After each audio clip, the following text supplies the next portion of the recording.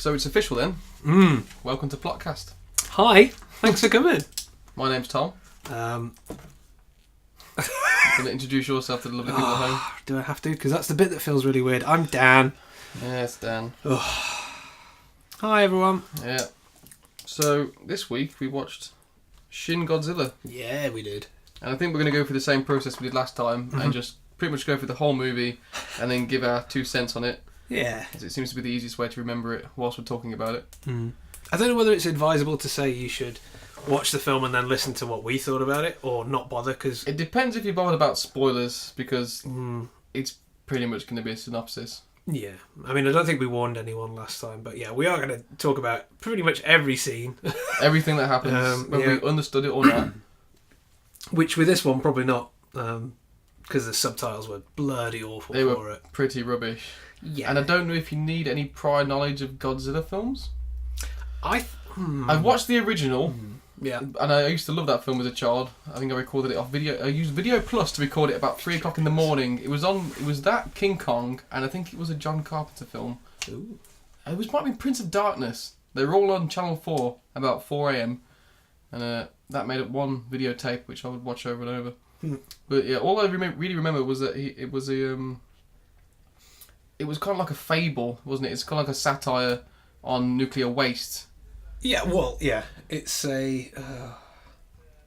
I don't know what you'd call it. It's a warning, isn't it? It's a retribution. It's Godzilla's seen as a natural force. And in this one, a god, as they go on about for quite a bit. Yeah. But yeah, it's kind of like one of those... it's an old fisherman's tale, or what you want to call it. It's a folk tale. I think they're all subversively political. I don't know about him. I don't know what Mothra's meant to be, or where Mechagodzilla or anything. But I think the original idea was that symbolises Russians. Yeah, he was a symbol of Well, no, nuclear waste. That's the thing with Japanese or Asian cinema in particular, is that they're very indirect. So yes, I mean, to us you'll go, oh bloody hell, it's just King Kong and a guy in a big rubber suit, but they go, no, this is about communism and the state of whatever. This is about not freeing Tibetan. I don't know what, like there's going to be. I've not seen that one. Yeah, I know. That's Godzilla in the air too. But there's always like some symbolism, or Godzilla is a symbol for something more than he's not just your a average big bloke in a rubber suit. Yeah, well, I mean, sometimes he is, but yeah. Did you watch the American? Well, I'll tell you what, and let's just talk about might as well just talk about all Godzilla films first of all, just to set things up. Yeah, the new one was a piece of shit, and so was the last one with that was better than the new one. Yeah, but I'm gonna say it was Matthew Broderick. And Jean Reno. Jean Reno, yeah. It was basically Aliens, the new years. But I mean, that was like 2000. Yeah, it was hot on the heels of Jurassic Park. Yes. So it was. It was a dinosaur flick. They're cashing in, but that had let's say more unique design feature of Godzilla. Was that he looked more. I don't want to say realistic. He looked more reptilian. He was a raptor though. He had the little arms. Yeah, he kind of bent and leant down like Yeah. And the way he moved was very. Is dinosauric a word? No. It is now. Dinosaur-like. But for me, that was a fresh take on the design aspect, because it's usually just the very very tiny, short-necked, upright, tiny arm Godzilla, and this one was a bit more. I don't the American one now. Yeah. I don't want to say believable, but it had some better elements in it. There's like the nests and whereas the brand new one, the one with Brycry. It did have Brycry, didn't it? He did. He's all in the trailer and not in the film. My man Cranston. Yeah. That was my biggest thing with that, is that I was hooked. I was like, all right, I'll see Cranston. I'll sign up for that. And Godzilla, brilliant. And then you get there and they do the old switcheroo within the first 5 minutes, and you're like, I don't want to see who this kid is. Is it Aaron Johnson's that his name from Kick-Ass? Oh, God, is it the guy from Kick-Ass? I think he is, but he had a skinhead and he was super muscly. He was like... I don't know, but he was awful in the new Godzilla. Yeah, like, he didn't have any character depth. He didn't emote. He was saved the child on a monorail. And again, he kept saying like to his missus, like, "I'll be there in a minute," and just would fuck off on a mission to Afghanistan. Yeah. Like it made no sense. It was crap. It was utterly disappointing in my view. I didn't like the look of Godzilla either. He had like a little bear face. Yeah. It's a bit... Yeah, it's just like a little angry man. And then you had the things that were kind of cool, but reminded me of... so his enemies in the film, whatever I can't remember what they were called. Also digest nuclear waste. I mean, Yeah. I don't understand why we can't get on with them. We've got a lot of nuclear waste to get rid of. And why did they come to land to fight? Uh, Clearly you live in the sea. well, he does. Yeah, but he came... Or is it? He came to eat them. He's come to hunt them because he eats whatever the hell they are. And they eat nuclear... big source of radiation for him. Yeah, but they eat nuclear waste anyway. So why did didn't they go absorb after him? it? I can't really remember that one. Surely he's the biggest source of radiation on the planet. Why didn't they go straight after him? That's a very good point. Fucking redundant. Call that guy from the Neaton who directed it. And, There's the other point. The guy was from the NEAT and he didn't know what the hell he was doing. yeah, he'd been on the Crown too often. Yeah, It's exactly. a local plug. They were just animals based on what's in the local canal. Yeah. Like, we do have a radioactive canal here, and I'm pretty sure Godzilla would come out of it. There's a radioactive pram sticking out of it. Yeah. But yeah, no Christ. The last one was terrible. In my opinion. Yeah, I didn't. It was visually okay. Visually Visually okay. Visually okay. But, I don't know. It focused too much more on pointless characters running around than the actual beasts. Yeah, again, it was just another shitty action film. And again, they always try and tie it into the true nature of Godzilla, which is, he's this force of nature. He's come, not necessarily... You've brought this on yourselves. Yeah, but not necessarily he's protecting the humans, but that's kind of what he's doing. And it's kind of this whole... they're trying to make Godzilla friendly. They're trying to make him the T-Rex that saves everyone at the end of the film. He becomes... he's down. just Iron Man now. Yeah. He become a superhero, basically. Yeah, but yeah, that completely went off what the point of Godzilla is for me. It kind of ruined it a little bit. And this what the new one. Well, say the new one, the one we just watched. Shin Godzilla. Which I think, that? Godzilla Resurgence is also called. Okay. I think it was May. It might have come out. I think it was the same year as the newest American one. So it was in parallel. Do we need to fact check that? I think it's 2017. 2017. That was what I was going to say. But like I say, if it's 2017, then it might actually be newer. Well, Shin Godzilla actually came out in 2016, where the Gareth Edwards American remake came out in 2014. We were very, very wrong. So anyway, no matter when it was made, yeah, but it had that old school feel to it anyway. I felt like it really felt like the evolution of the B movie. It was like if they, I suppose it is the evolution of the B movie. Yeah, a B movie with a higher budget. Yeah. The B stands for budget now. High budget.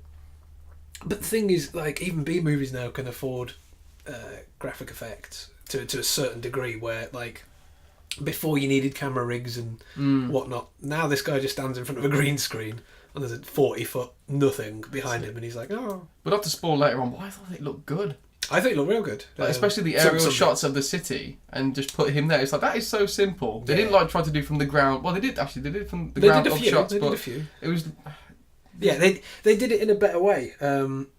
Because, again, with the new one, the tendency is always there to tease you with it as much as they can. That's it, yeah. Oh, you saw a scale. Oh, I think this time, the first time we see Godzilla, he's just there. It's It's all of him slowly walking towards the shore. You're like, oh, shit. But that's always been his deal. He's always just come up on the coast and been like, all right, let's have a butcher's. Like, what's going on down there? What's going on down there? You look small. Yeah. Look at my big feet. That's the thing is, we keep attacking him. We don't even know what he wants. And he's just like, come up for a chat. And he's like, right, all right, fuck you then. He probably can't even look down because he can't move his neck. Yeah. He didn't know where he's going. He's just trying to find the horizon. And again, how small is everything to him? Like he's not going to be like we don't walk along to the ants and be like, I wonder if they're all shouting at us. Yeah, he didn't stop to look. No, but then again, problems. Ants don't shoot rocket launchers at you. So. If they did, well, we'd know something was up there, wouldn't we? I can guarantee there is a film somewhere off the Sci-Fi Channel. It'd be called something like Ants with Rocket Launchers versus Squidmen. Yeah, probably by the directors of Sharknado. Yes, or Uwe Boll, whatever his name is. You know, that terrible director. He makes all the game to film adaptations. Adaptations, well, like Doom and stuff. I don't think he did Doom. He did Alone in the Dark with Christian Slater and... I wouldn't want to be alone in the dark with Christian Slater. Who's that fine actress? Tara Reid. There we go. It was... Wow. to be honest, when it first came out, I quite liked it because I was a big fan of Alone in the Dark. So I like the game, but I don't think I ever watched the film. No. Much like Silent Hill. I think I might have watched the Silent Hill movie. It wasn't too bad. Have a guess what happens to Sean Bean's character. I actually think I think he gets trapped in Silent Hill, so he might not necessarily die. Well, I think if the thing is, if you're trapped in Silent Hill, you are dead, aren't you? If you're trapped inside Sean Bean, you're probably going to die. if you're within 5 feet of Sean Bean, you're probably going to die. Fuck. Hence the whole cast of Game of Thrones. Well, yeah, exactly. Yeah. Anyway, Sean Bean isn't in Shin Godzilla. No. Sadly, he would have been dead in the first 5 minutes. He would have played Godzilla. Look, there's a great big dead straight away. Yeah, one of 2 British-speaking characters in that film. Well, yeah. But anyway, yeah. That's director's cut. Where do we get started with this then? Yeah. So, when we begin, I believe is it a news feed or news article? Is it something to do with the military? They're investigating a pleasure boat that's had a distress signal. I think it's general news. I think it's just Sky Japan News or whatever the hell it is. But yeah, it's the empty boat, and it's kind of like the Mary Celeste, isn't it? There's nothing there. There's like a pair of shoes, a book, some glasses. Yeah, it's like a little flower or something. Something on the table. And we get a few shots of is it like a first person perspective? I think we do them going on board. It's basically it sort of turns from the news report to like the first person scene of the Coast Guard, I guess it is, isn't it? Which I'm guessing, all sort of authority has now because it's so commonplace to have a GoPro strapped to them. Yeah. But what confused me there then is, okay, so you've got these guys in the boat having a look around, and then the next cut is like an explosion of water, like and I was like, big up spray. Oh fuck, the boat's gone. I thought the boat had just exploded. I was like, well, that was unexpected. So I didn't really understand that, but it wasn't actually connected, was it? It was a next scene. It wasn't. I don't think it's funny you said that. I assumed that it was next to the boat. Yeah, or it was by it because they have a rumble or they hear it on the boat, don't they? Yeah, that's the whole point. They're like, well, what is it then? They start going. Basically, they go out of the boat, don't they? But that's what I didn't understand is whether the boat actually erupted.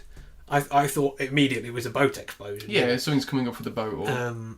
but I couldn't tell whether it was near or after or what. But I think it must be revealed later. Well, it doesn't ever get revealed, but I think due to things getting revealed later in the film, it must stand to reason that the boat wasn't destroyed. No, and I think soon after I think they kind of assume it's like an earthquake because you see a tunnel collapsing. Well, that's it. Yeah, it's an underground, underwater tunnel, isn't it? A bit like I've got it written down here. They assume the aqua line has a leak. That's it. Yeah. So they think like the water's depressurized. Yeah, and I was like, what is that? In fact, I didn't realise it must have been like the mud, because when you look at the surface of the water, it looks red. It looked like it would bleed blood. Yeah, I was like, what the hell? Yeah, it looked like blood. Yeah, like rusty, dirty. Yes, exactly. Because that's it. When it starts pouring through, and the people are like really slowly trying to escape the tunnel, and they're all taking photos. But it did. It looked like let's say bleeding a radiator underwater. Yeah, it looked bloody horrible. I would have been out of there in a shot.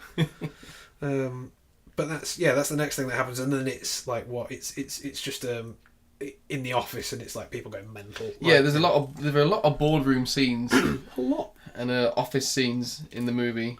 I like it when you pitched it to me. You were like, "Oh, we should watch this film. It's a bit admin heavy." I was like, "I'm in. I can't wait." Do they send faxes? But it's not they do send a fax. No, it's not a time travel film. That's wouldn't know looking from some of the equipment they've got. Well, no, it's all laptops and printers, but the fact that they're huffing around massive printers and brand new iMacs. Yeah. I would have liked to have seen a fax. Just one that came out like Kaiser Soze's face with Godzilla on it. God, that would have been brilliant. Jesus. But yeah, I mean, it's what is it? It's the office of the. Is it? Because this is where I had a bit of trouble figuring out what department we were following. It's the Prime Minister's office, isn't it? Not what I thought was the Department of Energy. I think they set up. Yeah, I think originally it is like the Prime Minister's office. It's all of his cohort that are talking, and then later on they set up their own like ad hoc office that they all go and collaborate everyone together to talk about what has happened. Yeah, I mean it is a bit annoying right off the bat for us to say like the subs were pretty bad. They were pretty dreadful. They were dreadful. They were poop. They were poop. Yeah, that was the name of the subtitle. Yeah, I love that because as soon as it loaded, it was like Godzilla poop. I was like, what the hell is this? Is that a review? Yeah, that's the whole thing. Yeah. But no, that was a shame. I mean, it mixed up like the plurals and like the possessive nouns and things. It did, but it also just didn't. I mean, there was no, because you couldn't really understand what they were saying coherently enough to follow it. It made like jump cuts to other offices and other departments kind of confusing because you didn't know whether they were all in the different parts of the same building, if it was different. I don't think the subtitles were that bad. I think the film itself is quite confusing, just from how quickly it does cut. Well, because it's constant talking, constant, next scene, constant. Yeah. And you only know who they are by maybe they might even say, build in who they're talking to in retrospect. So, that was the Prime Minister. Like, they'll say someone's name later on. Yeah. Like, one of the female cast, you don't find her name out until like the third act. Again, until you were able to clarify her name for me, I was referring to her as just the attractive woman. The attractive woman, yeah. Because again, we've actually had we've put up a little sign, a little list so we know the names. But again, we've got 3 legitimate names, and then after that, people are just referred to as what their character is. Well, even looking them up on the internet, most of the main characters were just referred to what they do. The biologist number 1. Yeah, and he was a huge part in this film. He was. As was his pink towel. Yeah. I love that. Well, yeah, because I've been calling him Pink Towel Man. Pink Towel Man, yeah. Because he had no name. There was a line in my notes called Pink Towel Man. Yeah. It might even be underlined. Anyway, so... Yeah. But anyway, they're in this office and they're all just debating what it is, aren't they? They're like, is it a volcano? Yeah, it's a volcano, yeah. Someone's like, is it a submarine? And I'm sure one guy's like, maybe it's a whale. Like, yeah. So it's a whale having some kind of bleeding fit. Yeah. Or like, no, I don't know what the hell. That's some bad whale poaching going on right there. Well, it is Japan, so yeah. Well, there were no seagulls, so it wasn't a whale. Anyway. That's very true. Yeah. They do. The biologist should have been like, well, alright. Biologist number 1. Yeah. Pink Towel Man, Pink biologist Towel Man. number 1. But yeah, they can't. And someone's like, it's a creature. And basically everyone says, no, come on, don't be an idiot, basically. It is raised as a level 2 alert catastrophe. Yeah. And they call it a colossal creature. Mm-hmm. But then what happens is it kind of hits the social media because I think footage starts being seen. So pictures hit the internet and it hits the forums, and you get some footage of like Japanese Twitter. I assume it was Twitter. Yeah, well, which obviously we can't decipher. No, I managed to get it from the little symbols, and there might be. I saw Yahoo turn up. Oh, okay. I was like, there, someone's still using it. God.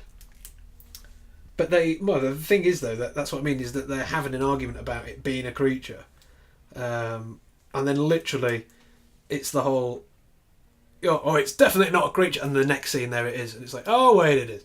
Like it basically jump cutted from that. They were going, there's no effing way this is a real, and then it starts coming out of the water. Yeah. It's like, all right, okay. It's turning up. Yeah, it's there it is on the shoreline. Yeah, but I love that. You just see the whole thing. Yeah, straight off the bat. Yeah. And what a thing to behold, Jesus. Well, its first incarnation, I was worried. Yeah, I was like, I don't remember this being what it looked like when I looked at the artwork or whatever. I think when it turned, so the first time, there's my little picture of it. That's pretty much. That is a pretty good picture. It kind of looks like it reminded me of when they do like when it's Chinese Year of the Dragon. And they do the street parades. Yeah, and it's made up of like paper mache heads that all move in separate bits. Yeah. It kind of like that because it was just dead-eyed. It looked like kind of like a chicken with a fish head. But I thought this is going to be Godzilla's bad guy to kill. It's not going to be Godzilla. Yeah. It's spoilers. It is Godzilla. It is Godzilla. But yeah, I was kind of a little bit heartbroken because I was like, this shit looks a bit daft. But at the same time, it looks. They put so much effort into making it look earnestly, menacing. You kind of think, if that was coming towards me. Well, no, you would because it's massive. Yeah. But the threat is its size, not its appearance. Because those eyes, yes, I can see what you mean. They're almost decorative in a way. Yeah. But they make it look so goddamn goofy. It is. I would probably die laughing, trying to get away from it. It did look like it should have come on the short bus. Yeah, oh really? Because again, you say it looked like a bit like a chicken fish or it was walking like because it was pushing with its back legs on its torso with its head like flipping around like the back end of a shark. Yeah. So it kind of, I don't know what it looked like. Well, maybe it did look a bit sharky actually, because I think that's what they might have been trying to go for, the fact that it's aquatic. Well, it's come out the water, so it hasn't evolved to the point that it can walk on land. Yeah. So it's got the, what do you call it? It's monocular vision, like it's out the side of its head. Yeah. And obviously the very gill shape down its neck as well.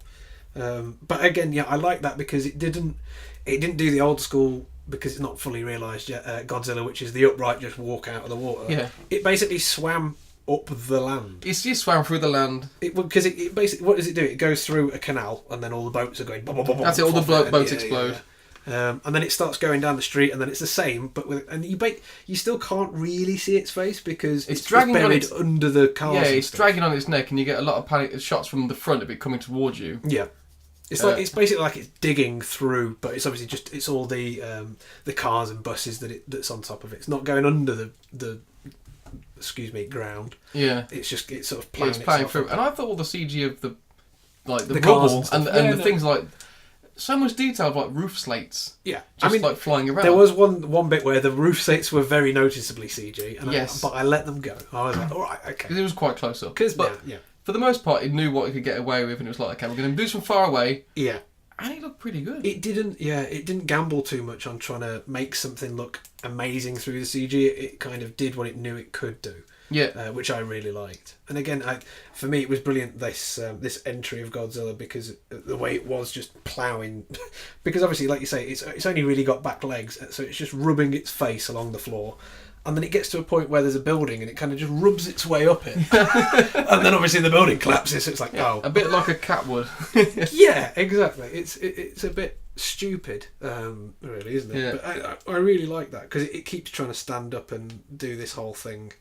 And again, obviously, they're all going, it can't attack because its legs are too weak. It's like it won't support its own weight. It's not made to be out of water yet. It's where it's out of its evolution. Yeah, it won't physically be able to do it. And then, because when it does that, I think when it rubs up the building or whatever, it's got these really, like, it's not even like it hasn't got arms. It's just got these little nubs. Yeah, it's not even got hands or anything. It's or flippers. They're just nubs. Yeah, that's why it reminded me of a chicken. Like not like a real one, like a roast chicken. Yeah. It was like, that's where the legs probably should be. Yeah, I can kind of see the points for the wings, and I've got here as a note: ridiculous face, yet terrifying. Yeah. Oh, that's why I just drew the picture. Yeah, a bit like a clown. Yeah, he's really happy as well. Like he just looks so. Like, I loved it. He's loving going through Tokyo and smashing things up. Oh, definitely. Like, I'm glad he got better looking. I mean, yeah, it's like a legit thing. It's a legit corollary. Whoa, correlation. There we go. Bloody hell! Thank God for that. I was trying to say cauliflower or something. Correlation to how you age. Most of us don't look great when we're young, and you grow into it. You get a bit better looking as you get. Well, some of us do. No, it's gone the opposite way for me. Yeah, I was a smasher as a child. Now you're evolving into Mo from The Simpsons. At least you don't look as bad as Shin Godzilla did in this scene. But at least I've got my arms. Yeah, but that's the whole thing, is that after this they're like, again, its legs won't support it. We've got nothing to worry about. It's just going to flop around a bit. Yeah, it's finding its area and what it needs to do. Yeah, it's testing the water or the land, as it would be. Yeah, and I think the next scene is, I've put down that we're in Shingawa now. We're 13 kilometers from Tokyo, and I think this is where he turns up again. No, is this correct? No, I think you've have I glossed over? You've skipped over. That. Because the whole point of me saying that there is that they're going, it can't possibly stand up. What does he do? Oh, okay, so this might be where he stands up then. Yes, in that case, he stands straight up. Yes, no, yes. This is what I mean. They're like, it can't be a creature. Oh, it's a creature. Well, he can't stand. Oh, he's up.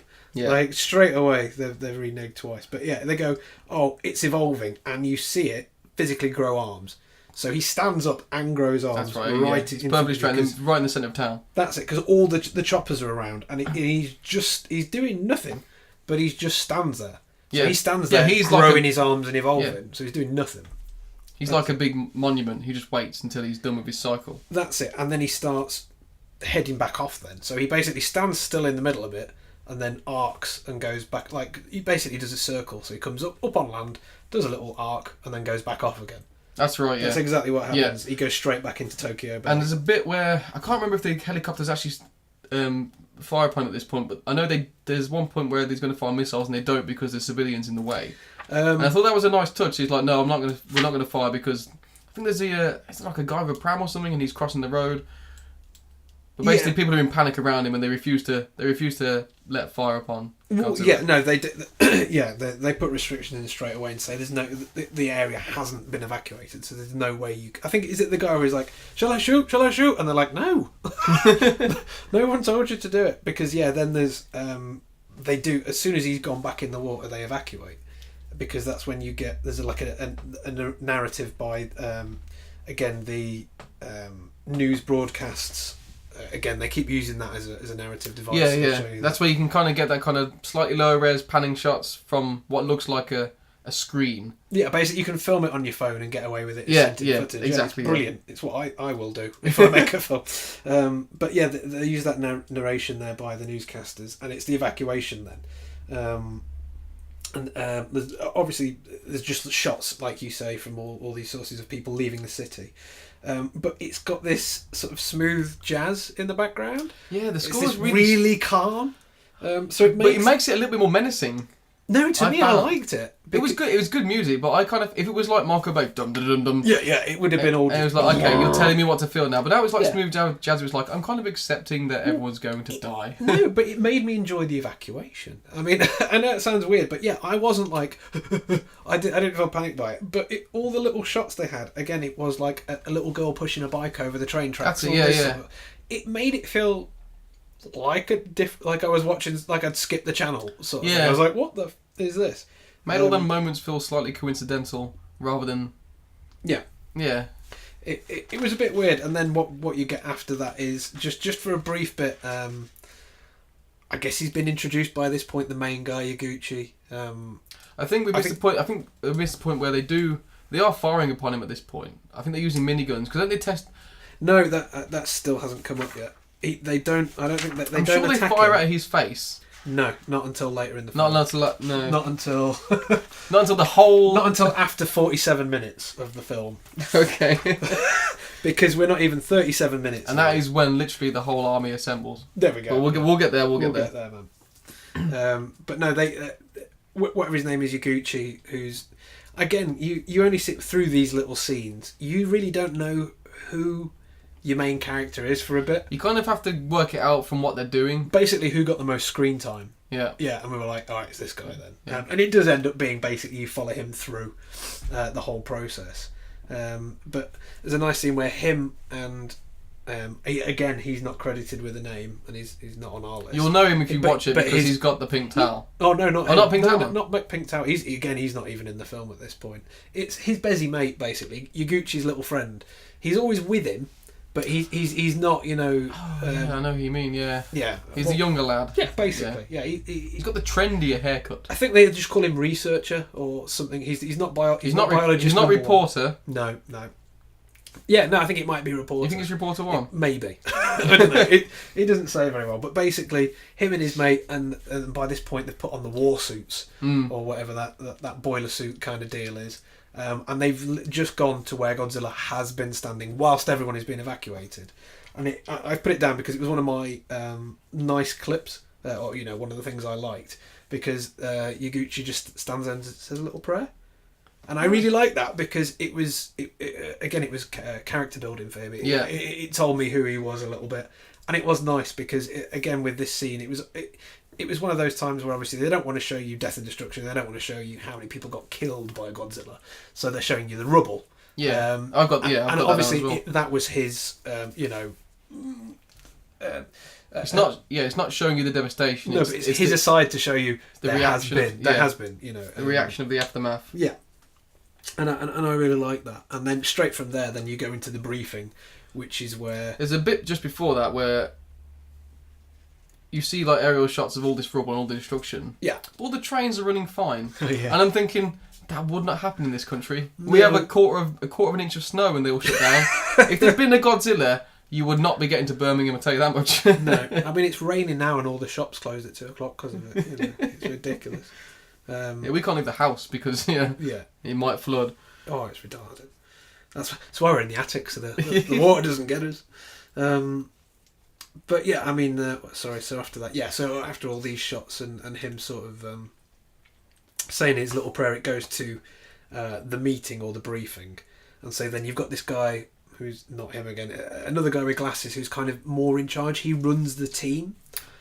Yes, I know who you mean. I don't know his name. Again, because nobody's credited with names or characters. So that guy, he's giving the briefing and he's saying, right, we've brought all these people in. And I've written down the quote because it was fantastic. And because the subs as well, terrible. But he's like, we've got a variety of different people assembled, composed of lone wolves, nerds, something that says, what is it, liantes, which I was like, is it liaisons or something? So I googled what that word was, and it basically just meant sociable. So I was like, okay, so maybe... Well, liaison is to... Well, maybe he's saying liaisons. Liantes. Yeah, I don't know. So he's like, lone wolves, nerds, liaisons, marginalised, heretics, and enemies of the academic bureaucracy. Every man for himself. These are the specs. Find out what you can.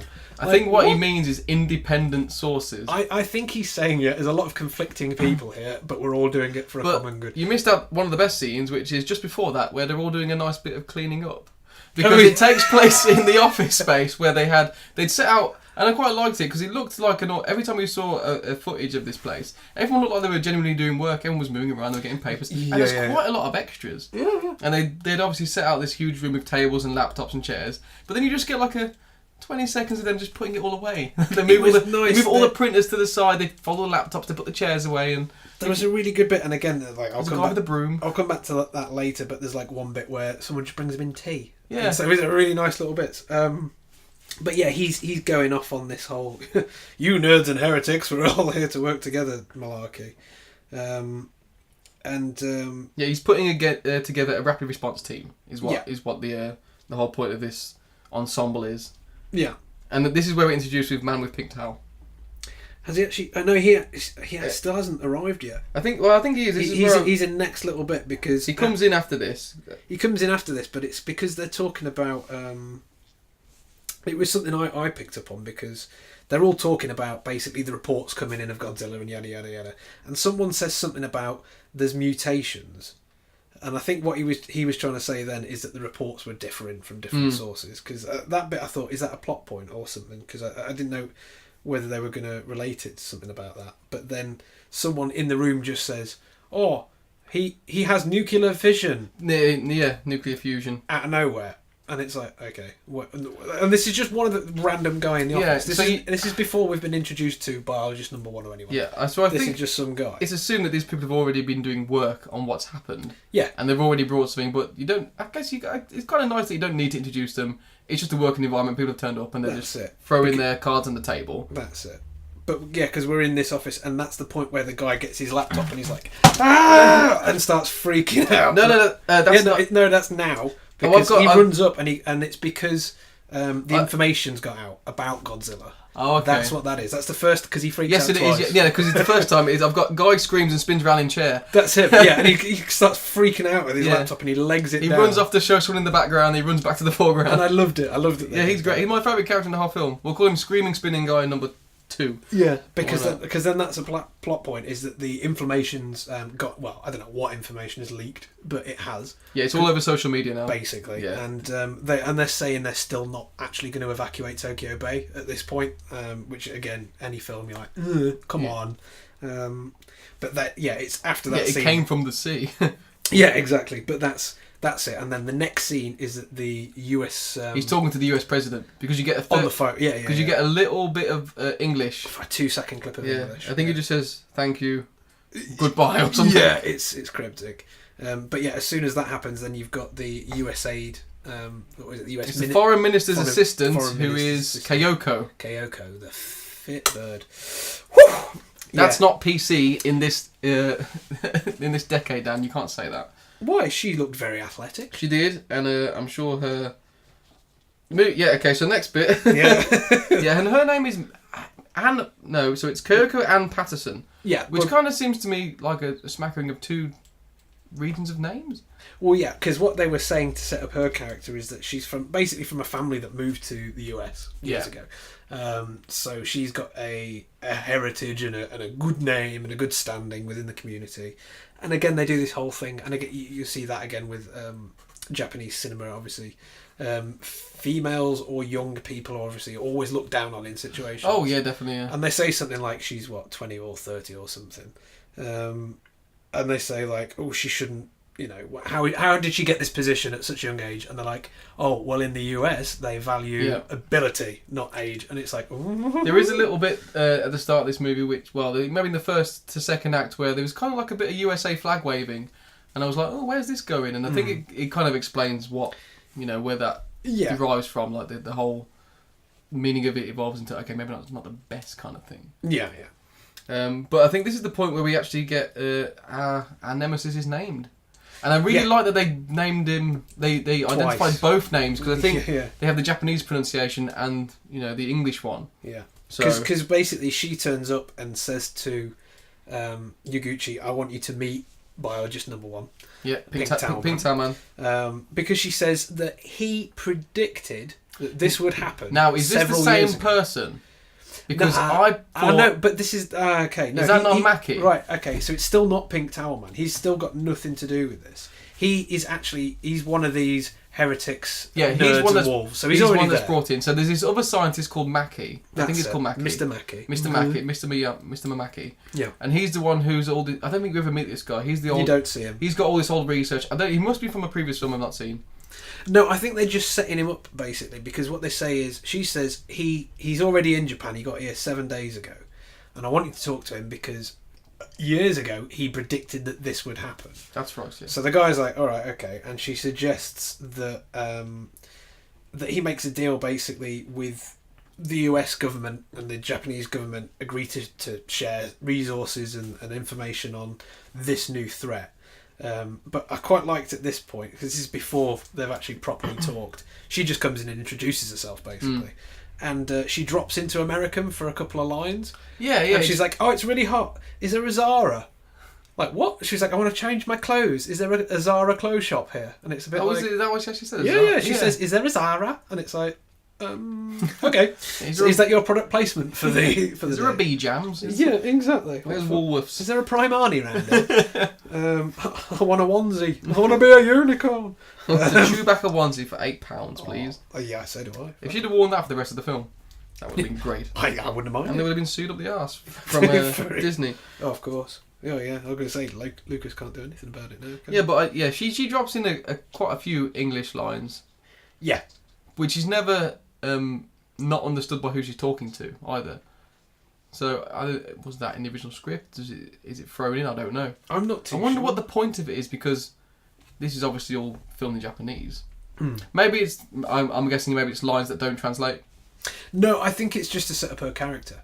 Yeah. Okay. Because the whole point is that she's a US aide or whatever, so it's kind of like, she's got to speak a bit of English. And they do it a couple of times in the film, and it makes no sense, because obviously sometimes it really makes no sense. She speaks, American with a Japanese accent.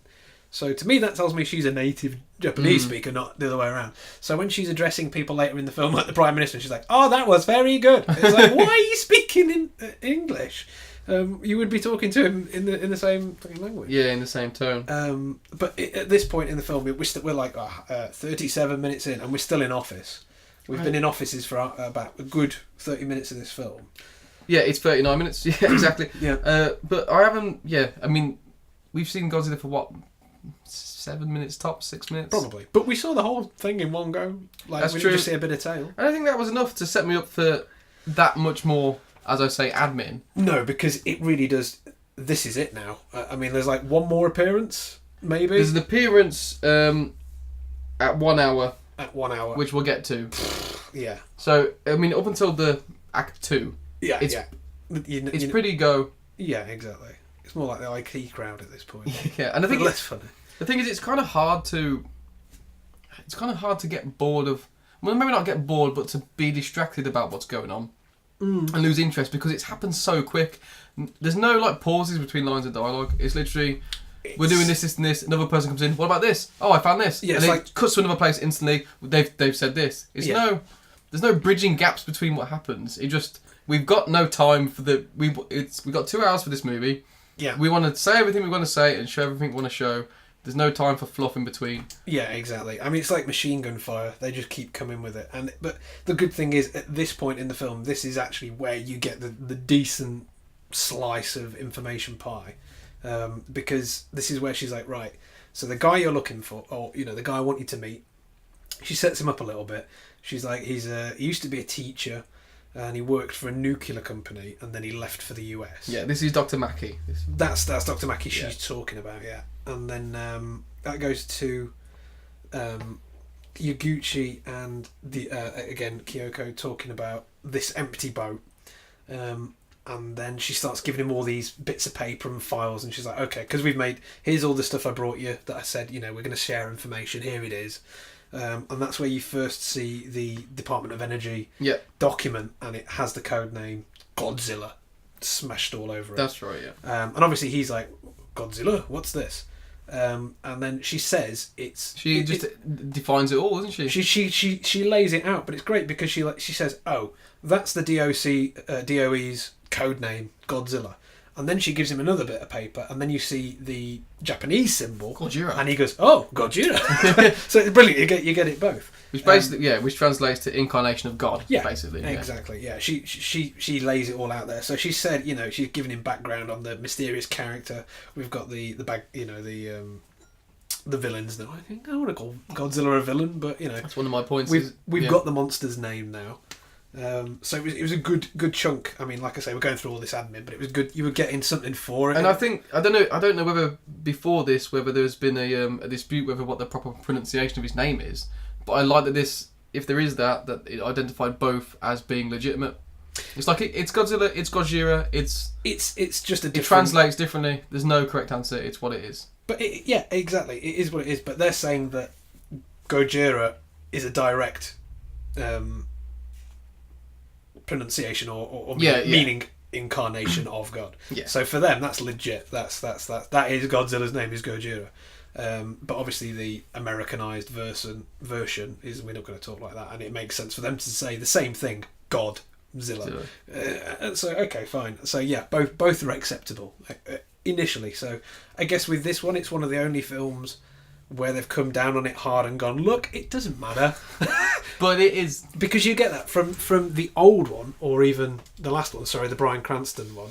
You get the same thing, I think. You get them going Godzilla, and then there's just an old Japanese guy who goes, Gojira. Yeah. And you're like, okay. So let them fight. Yeah, so, I mean, maybe that's... It's Ken Watanabe. It is. It's Ken Watanabe. That might be, though, some audience's first experience of hearing him referenced to as Gojira. They do say every film is someone's first film, law of averages. Well, no, not first film ever, but... possibly. Well, no, every film. At least of a franchise, yeah. Yeah, but that's what I mean. So if that's the first time you're coming into that, that might be a bit weird. I think for a lot of people it will be, because it's the first time it's been... Well, the second time, really, it's been made by overseas. Because that's... I mean, with that film, that's more just, a callback or reference to the earlier films. Whereas with this one, it kind of puts it to bed. It's quite nice in that way. But again, what is it? So they're talking about his name. This is where we see some... moving on from that, the name... Because we get some footage of the 1950s. Yeah, well, I was going to say, basically, you get more cuts of the Prime Minister in a news broadcast, and his name is all over the news, basically. I mean, that's what I'm saying, is that they lay that on thick for that part. They're like, they're going through Gojira, and then they go straight into a newscast where they go, it's called Godzilla! Like, I mean, they really hammer this stuff into you. But it's kind of reflective of the way that social media would be now. It would be everywhere. Yeah. And I quite like that we don't see it from any other perspective but Japan. No. Because we don't see, like, BBC News. Because I've noticed that a lot in films where if they want legitimacy, and American films do this a lot, BBC, it'll be Jon Snow going, and here is the latest on the spy attack. Yeah. Or whatever. Yeah. But yeah, it's very centralised to their country. Well, no, and that was a great part of it because it did mean that these scenes where they spoke a bit of American or Americans were in it, it did feel alien. You're like, oh, Yeah, it was like, I know Well, those no, words. But to me, because you're immersed in the in the Japanese language, or when you're reading the subs either way, but you're listening to that. So when you hear that, it is a shock to your ear or whatever. You're like, oh, Yeah. It does make you feel that the Americans are alien in the film. Whereas usually you'd see it the other way around. You'd identify with the And this Western identified element. to me something with the copy we were watching, because the copy we had Japanese titles on it with English subtitles over, and I think they were literal translations of the Japanese subtitles, because when English was spoke, that was translated badly as well. Yes, Because there's one scene towards the end where he uses a lot of slang, and I can't remember exactly what he says now, but it translates to your controversial opinions. But but he calls it like, you're a sassy old bean, aren't you? Or something like that. And it's like, that isn't what he said, but yeah, it's...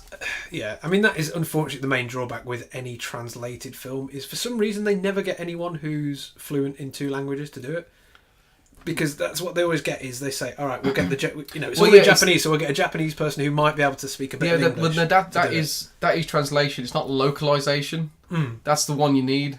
But a lot of computer games, if they're just literally translated, you're like, that doesn't make any sense. Yeah, I mean, well, that's what I mean. All translation software, well, most translation software relies on that, and it's pretty damn crap because of it. And I've done it before where I've known exactly what I'm writing in two separate languages and known the inflections and translated it back and gone, no, that's nowhere near. But anyway, aside from that, for this film, it's enough to get by. I think. Yeah, it's enough I know what's going on. There's a big lizard. There's a big lizard. And he's angry. He's angry and hungry for radiation. Slightly dopey looking. But no, this is where you get more background, because then they start showing you the files, and they start showing you the pictures of the nuclear waste under the the ocean. 50s. It's footage from the 60 years ago, so it's the 1950s. Yeah. Which I don't know when the original Godzilla film was made. It was black and white, wasn't it? So it was a long time ago. But yeah. But presumably it's a callback to that era of when it was prevalent. I actually think it's real footage. Myself. It might very well be. I think it is. I don't think it's. There's some scenes of it where I think, is that Hiroshima? It is. Yeah, it is. Yeah. It is. So I think they might actually be from, and this is one of my huge things for this film. Why I love it is because they do make it relevant. They do make it historical or whatever. So these scenes or whatever. I think it's only like it's a few snapshots through a lens, and it's like, okay, but it gets to the point, because everything goes so quick in this film. The fact that it's in there at all, it's like, it's relevant. Yeah, basically everything must mean something in a way. But it is nice because they basically say, he's whatever Godzilla started off life as, started eating nuclear waste, and that's how he got to this point. And they say that. He's got bigger since he's come out of the sea. Basically, he's evolving. He's getting. I think they basically said any time he's spent on the land, he continues to get bigger. Yeah. Which is a weird thing in my, why was he sort of tempered at one size under the water, but now when he's out, the atmosphere. I don't know. He says he was mutated by radiation and got bigger when he left the sea. Yeah. His molecular structure changed. So I'm guessing maybe it might be maybe there's more radiation on land. Well, because of all the industry, I don't know. But obviously, I mean, he's had to go and undergo a transformation in order to be able to stand on. He's physically had to change in order to stand upright and be. And all that kind of explanation is written out later on. Yes, pretty much. But at least they give you They identify it as a point early. Like, how is that happening? Yeah, I mean, they always do it as well, and it's always the same. I mean, how can it not be? It's always the same thing. Either. He was a lizard on an island that got nuked. It ate nuclear waste. It was in an experiment or whatever. I mean, it's the only plausible. It's the only way they can set this up. And obviously, it's a direct correlation for me to what Godzilla means to Japan. Is I think it is symbolism of this nuclear thing. It's a way of dealing with it, giving the monster a face, kind of thing. I think I love the films for that aspect. That's why I'm into them. I know it's not just it's a good laugh. It's just a big fucking lizard tearing arse around, but when it's an allegory, isn't it? When they make it like that, I mean that's the kind of film I prefer. Yeah, it's not just there to it's scary. No, it serves a purpose. And them are always the best films where the thing that's horrific is representative not, of something. It's not scary because of what it is. It's what it It's it not means. a clown in the basement. It's Donald Trump. You know, I nearly called him Donald Bush then. Donald Bush. I mean, that's that. Oh god, that'd be Donald a terrifying Bush, child, wouldn't it? But anyway, back to Godzilla would love to fight Donald Bush. yeah. Oh Christ, That's the next movie. it is. But what got to me at this point in the film is after they're saying okay, it's adapted and that. Kyoko, the aide, says this new version is beyond what I'd imagined. Now, they've only seen it once at this point. They haven't seen it evolve or anything. But the way she says it and the way she's talking about the research and stuff makes it sound like this is, a follow-on, or they are referencing. Well, it's happened in America. Yeah. Basically, is what they're saying is that the film with Bryan Cranston in has already taken place. Well, And they're giving them the resources that they knew how to use. See, this is what made me think, is it a sequel? Because I don't know what the last... I mean, obviously, those don't correlate. They're two completely different canons anyway. So. But I don't think... Because I don't think it was actually Toho who made this one. It might have been, but it was under that license, I imagine, because it's a Japanese one. But I don't know how soon before this a previous Japanese Godzilla was, and whether this relates to that or not. I haven't got that research. Because again, it could. But it's definitely referring to Dr. Mackey's research. Yeah. So which stems from somewhere. So he knows about. He's physically he must have physically mapped it or yeah. got And the fact that he's not somewhere. seen in it makes me think he has to be an established character somewhere. I don't know if he might be the original protagonist. I don't know. I have to watch the original and find out. We're gonna have to. I'm gonna. That might be one of the next films to watch. Well, I did say we should watch more, but I think at this point, again, it can be down to subs not being great. I mean, she could have basically been saying the transformation is nuts, Yeah. That shit's bananas. That shit's bananas, man. But the best thing she does is that right then she just goes, personal service? And then this guy turns up, who is obviously her assistant, and just brings out a map. But there's no like preamble for it. She's just talking and she just goes, personal service. Is this the big map? The big, yes, the huge map. The molecular structure DNA map of has a clue what the Time Bandits time map.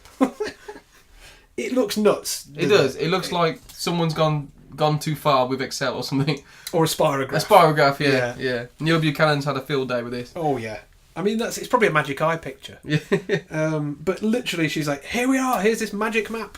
What is it? No, we don't know." So we've gone to all this trouble to keep it really secret, but we haven't got a goddamn clue what it is. So I think we've skipped over a tiny bit, which is where they explain that Godzilla's leaving behind radiation, and now he's evolved. He's got 8 times his DNA. He's got 8 times the DNA of a human or his own. 8 times. 8 times the DNA. And he's left a 0.5 trace of radiation. That's correct. That is correct. And he's able to self-mutilate and regenerate. Yeah, see, that's the thing I picked up on as well. Self-mutilate. I mean, they didn't really say that, but unless they're saying him rubbing himself along the floor he was like trying to rub his arms off so that they would grow. Like a scratch card. Once I get rid of the tin bit, I'm good to go. A bit like a snake shedding its skin in a way, sort of thing, like trying to reveal underneath. But yeah, they say he's got 8 times more genetic information than humans. Which is pretty nuts, because then they're like, oh well, can he even be killed then if he can regenerate and grow new limbs? And then the next bit is that he heads to Tokyo Bay now. I think this is where he turns up. This is where he's standing upright. With Godzilla. No, he's still in the sea at this point. Again, because he came in, did a little semicircle and went back in, and that's it. He doesn't come back in. We're not even at 47 minutes yet, and he doesn't come into like an hour. Oh no! Okay, yeah, okay. You're right. So, but no, but they are talking about that, because now we've actually got biologist number 1, Pink Tower Man, saying why has he gone back into? Why did he stand? He needs to cool down. He needs to cool down. Yeah, so he spins events. Yeah. Yeah, so I've written down Tokyo Bay, so he must be heading towards Tokyo Bay. No, they're just talking about it. Oh, okay, well, his trajectory might be going towards it. He's not there yet. I know, what they were saying is, why was he heading that way in the first place? And then they're saying, that's why you've got it down then, is they're saying, why did he come up in Tokyo Bay and then stop and come round? And the guy says he was heading for the nuclear reactor in Tokyo, got about halfway, realised he was too hot and had to go back and cool down again. Oh.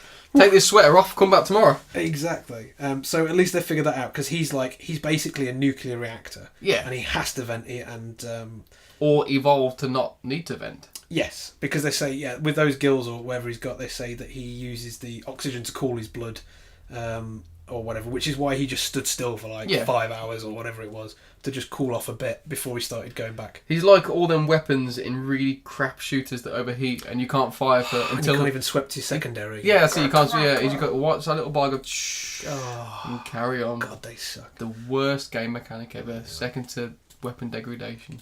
Assholes. But anyway, so yeah, they figure that out about him basically. But again, then it goes to I think there's more leaks or more press conferences. There's a street parade at this point, and people are in the streets. They're chanting. It's like a rival. They're chanting "Godzilla is God." Yeah, they are kind of praising him. God. Yeah, they love him at this point because everyone's like, technically, he hasn't really done it. You know, he's just come. It's a bit like Independence Day when they're all holding up the signs just before it blows up. Yeah, before they realise everything. They hate you. Yeah. Yeah. But they are, it's a not stereotypical, but the typical. Everyone's got their camera phones out. Everyone's oh God, we love you, kind of thing. And this is where we get the scene of the people who are in the they're in their little office room and you find out that they're actually all volunteers. Yes, yeah. And they've been up for like 2 days or whatever. Fantastic scene, yeah. And that's when they're all just like, I think that's when the woman comes in and offers them tea. That's it, I've got down here tea and rice break. Tea and rice break. Because I've got the little like rice bundles or whatever. And that's where the woman comments on the guy that he needs a shower because he smells and he just sniffs his armpits about 3 times. Yeah.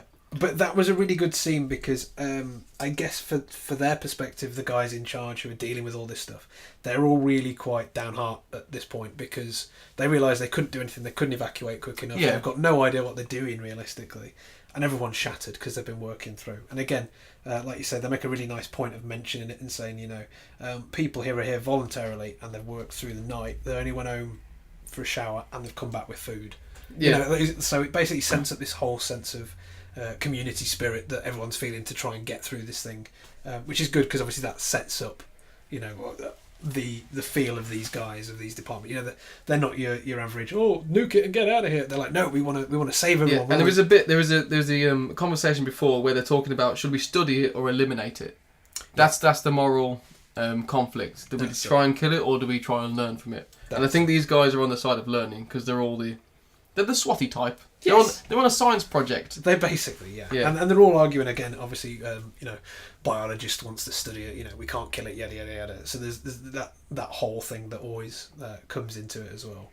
But I think the thing is there that it's these kind of black and white cuts where they go, it can't walk. Oh, look, it's walking. And again, it's this whole thing. Now they've just gone, all right, there's hope. We're all inspired. We're all getting ready. We're in this together. And it is actually now. It's 47 minutes in. It is, yes. And he comes back out of the water. Well, just before that, the guy's asleep in a chair, but they've bought him a new shirt. Oh, yeah. And he wakes up and it's in front of him. He's like, oh. And then the guy runs in and he's like... He's back. He's back. Yeah. And this is where he's at Sagami Bay. Sagami Bay? Sagami Bay. Yeah, and the classic music. It's the classic Godzilla music. Yeah, that's it. And you just see him in the distance, and it's brilliant. Because he's stood there and he's exactly how you expect him to look. And he's upright. Fantastic. And he's like, yes, it's...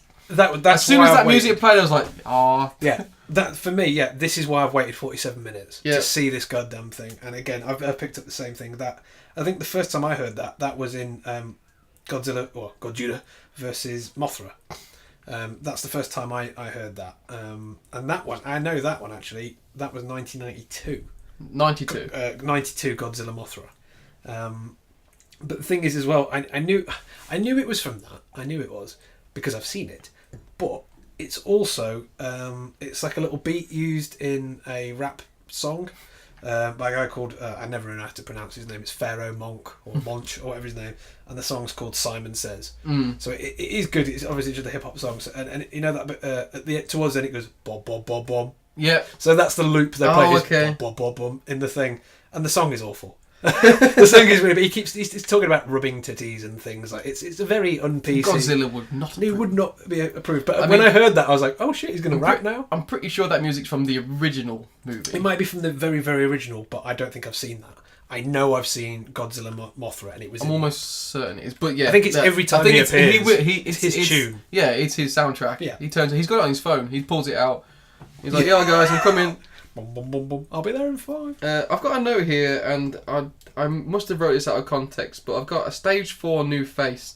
So I think Stage 4. Someone must have commented saying he's at stage 4 now, because he's upright, yes, and he's because his molecular structure's changed to the point that Completely. So he doesn't need the to same thing. Yeah, he doesn't need to cool down to just be out the water anymore. He's basically kind of hard. It's almost as if he's covered with like volcanic rock or something, isn't it? Yeah, because he's red now, but he's glowing, and it looks like he's got kind of like a necklace. He looks kind like of. he looks like he kind of looks like a boss fight, but you know where the weak points are because his tail's got a glowing red bit. You can see his feet. You can see all the weak parts. Yeah. But yeah, he's basically he's got that whole sort of magma under the surface kind of look to him, and he looks fucking badass. And this is where we get the aerial scene of him walking through the city and just trampling everything. But he looks great. He looks fantastic, and again, I couldn't get over it. How big his tail is! His tail is big, and there's so many close-ups. They must have been really proud of. Look how well we've animated the tail to move in the way that he over the buildings. And even the ground up shots, they look good. They looked alright. They usually look crap. I was really surprised at how well the CG was, and like just destroying the surroundings. I think they must have. Must be what their focus was. Yeah, and then everything else is really low budget in a room with laptops and things. Well, of course it is, because that's predominantly the most of the film, isn't it? But there's no middle ground between that. There's no like slight CGI. It's like it's going to be amazing or it's we're in the office. I think they did that the best way possible though, because they've spent the budget on what it needed to be spent on. But I don't think they, as much as we all keep saying, it's office heavy and stuff, I don't think they compromised.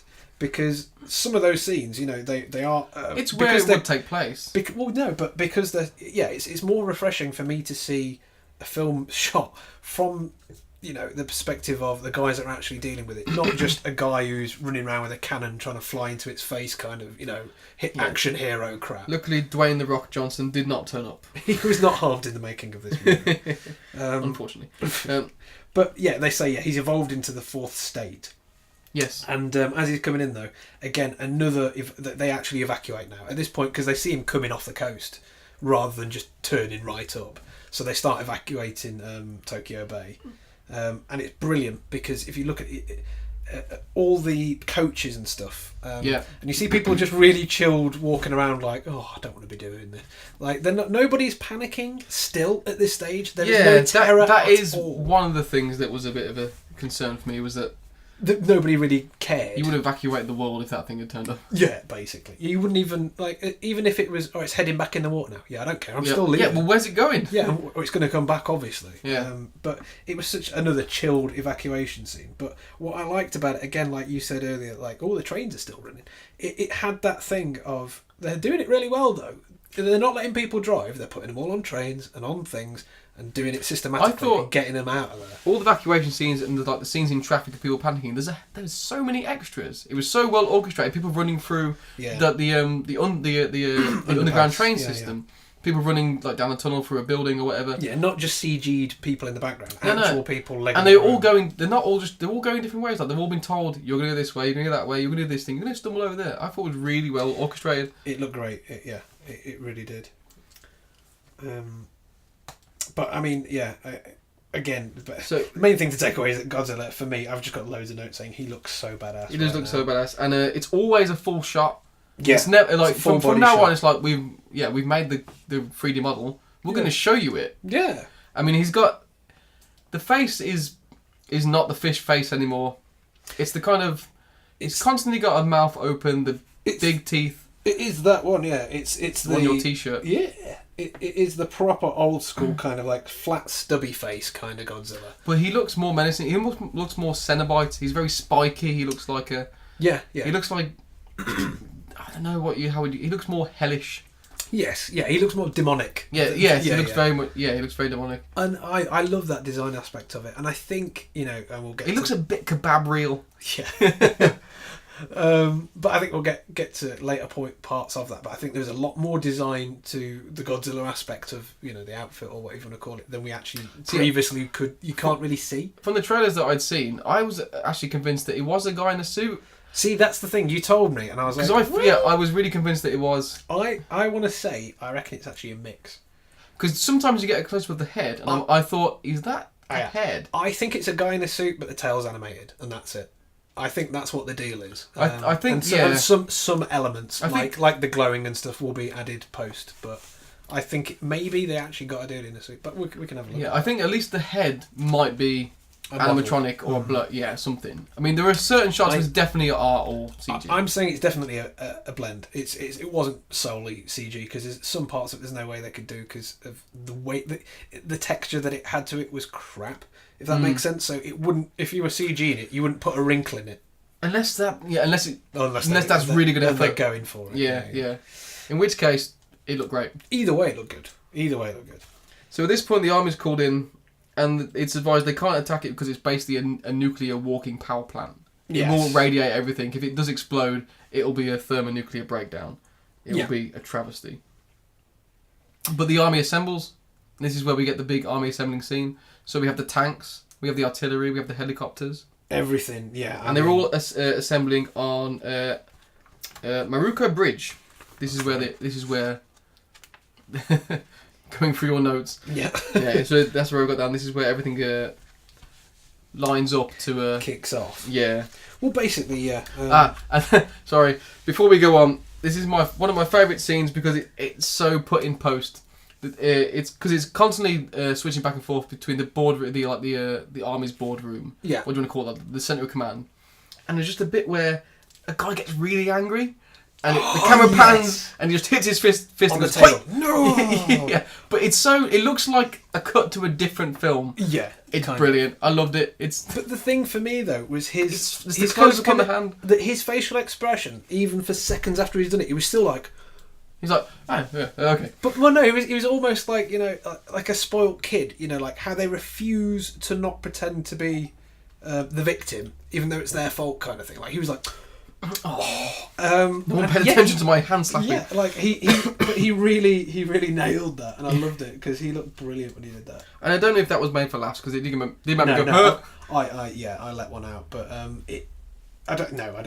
It wasn't meant to be a source of comedy, I don't think. But this is that's in between smash cuts when they're actually they're fighting or preparing to fight because again they're doing the whole have we evacuated? Can we take the shot? So it's the whole are we going to fire upon Godzilla? Are we going to go for it or not? Yeah. And this is the point where yes we are. Yeah. And it's good. It kind of goes through the inventory of Arsenal. So it starts off it's the miniguns on the face, and Godzilla's just stationary, but you get this faraway aerial shot of all the helicopters aligning, and all the gunfire and all the explosions on his face, and it looks really good. It looks good, but right, I've got the note here. Godzilla is Superman because the first one they go through, like you say, is just the normal standard rounds, and you actually get the whole ping. But it sounds like tin. It sounds like tin hitting. Yeah, no, it's the bullets hitting Superman thing. It's the whole thing. They're just bouncing off him like ting ting ting ting. Yeah, I've got sound effects like tin. It's like hail on a tin roof. That's it. So they switch up through everything. So they're like, all right, put the 50 cal. Yeah. So now it's the missiles. Yeah. Oh, it doesn't work. Right, go up another one. Then we get So they do the missiles to the face, but they hit him in the eyes, and the eyes don't move. No, nothing happens. But then we go okay. So we're going to the Tiger tanks. The Tiger tanks come in. They all pan around. They're all past the water, past the bridge. Yeah. They're all firing from the shoreline. So they attack his legs. Yeah. To try and make him stumble. And the thing that slows him slightly, like, oh, he's slowing. Yeah. Then next is the artillery, the Fusiliers. Oh, everything. And they're hitting him like he takes a load in the face. Yeah, and I think he becomes engulfed in all this, in the shrapnel and the smoke and the fire. And they think that they've done him in, yeah. And then the smoke clears and he's still there. Yeah, and he walks through and he... In fact, no, the smoke isn't doing anything. The tanks are just there, and there's just this screen of smoke. Yeah. And then that's it. I think I know what you're going to say. All of a sudden, a bit of bridge. Yeah, no, he just comes on the bridge and just throws it. You don't see anything. So it's just smoke, and then this bridge just goes out of the smoke. Yeah. I think you might see a slight aerial shot of it bending, like, okay. You know what he's going to do, but basically he throws the bridge at the army. At the tanks. The tanks, and it fucks everything up, doesn't it? Because it hits I was calling it the campaign tank. Tent, sorry, campaign tent. Or the field military base. Everything, Everything is gone. Because they dropped 2 bombs on him. Oh no. No, that's later on when the Americans come in. Isn't it? Yeah. And that's where he goes, "Way to go, USA!" Yeah. But he's completely mashed up everything, hasn't he? And then he looks really pissed off at that point. To me, there's a bit where Godzilla just looks so badass. Yeah, like he looks angry, kind of. Even though, that's one of those things that they say in good acting. If you don't move your face, people put their emotions onto it. And obviously he hasn't moved his face, but he looked really pissed off. Yeah. You would be, after all of that, really. Unless he couldn't feel it, in which case. Yeah, That was a bit of tickling. particularly. But then he starts walking then at that point, doesn't he? After they've been attacking him, he starts heading in a straight line. Yeah, so he's going for the Meguro district. That's the one. And they're trying to evacuate as quickly as possible. And this is where you see them like shooting people down tunnels and like, you know, basically everyone's abandoning cars and running away. Yeah, just going mental. Yeah. And I've got that the Prime Minister won't evacuate. But he's like, no, we're bringing the American bombers in, and this is where we get the 2 American bombs that come in. I don't think we see the. I know we do. We see the planes afterwards. It's stealth bombers. Yeah, you sort of hear the bombs whistling, and then you see them fly off. 2 big, massive torpedoes hit him in the back. And a huge blood spill. Oh my god! I was like, that is a huge hit. Yeah, like, I wanted to see that hit the ground and go. It never did. I was waiting for it. Yeah. Just cover like one guy. It's like oh. Yeah. I love that because it'd be like the scene in Ghostbusters where the Marshmallow Man explodes and everyone's covered in marshmallow. That's it, yeah. Like, it'd be great. It's tasty. It's raspberry jam. But then we get some US praise. This is where the Way to Go USA comes in. Yes, yeah. And after this, we get the classic Godzilla scream. This is the first time we hear the roar. I think he still hasn't done it yet until he strikes back there. Hasn't he? This is he's about to strike back. Yeah, because this is what. But that's what I mean. I don't think he roars until right at the end of the film. No. Definitely this point because I've got it in big words. This is the first classic roar. Oh, that's the first roar, which was apparently achieved by rubbing a leather glove up a bass guitar and playing it backwards, I believe. Oh, strangling a tiger with a gym sock or something. There's a bit of a probably wrong fact. It's either a rubber glove or a leather glove. It's definitely the combination of that and a bass guitar. It'll be something weird. And slow down and manipulated to it. And if you kind of think about it, you can kind of hear it. You can hear that washing up in it. Well, they say like obviously like the T-Rex from Jurassic Park was like a baby elephant and something else. It was a baby elephant cut with a cheetah or a lion or something. Yeah. Wow. I don't know. Matthew's turkey burger. Yeah. But this is when Gojira. This is where he starts to glow purple now. Yeah. Well, because they come in and basically they come for another round, don't they? Yes. That's they've dropped the 2 bombs and they come in for another volley. Yeah, it's working. Let's carry on. Let's go again. Yeah, and he starts glowing purple. And then, like, the coolest thing I've ever seen Godzilla do, I reckon. It's back lasers. Back lasers. Purple back lasers. And takes out 2 stealth bombers. But he cuts through them just perfectly like a lightsaber. Lasers, it is like Star Wars. Because they're not like beams that fire off. It's not like a shot, like a beam. No, they're constant. They are proper, Yeah, I wonder how it's far they go. And if you, when it pans out though, you see that. Yeah, they opened. He can take out the moon. Yeah, exactly.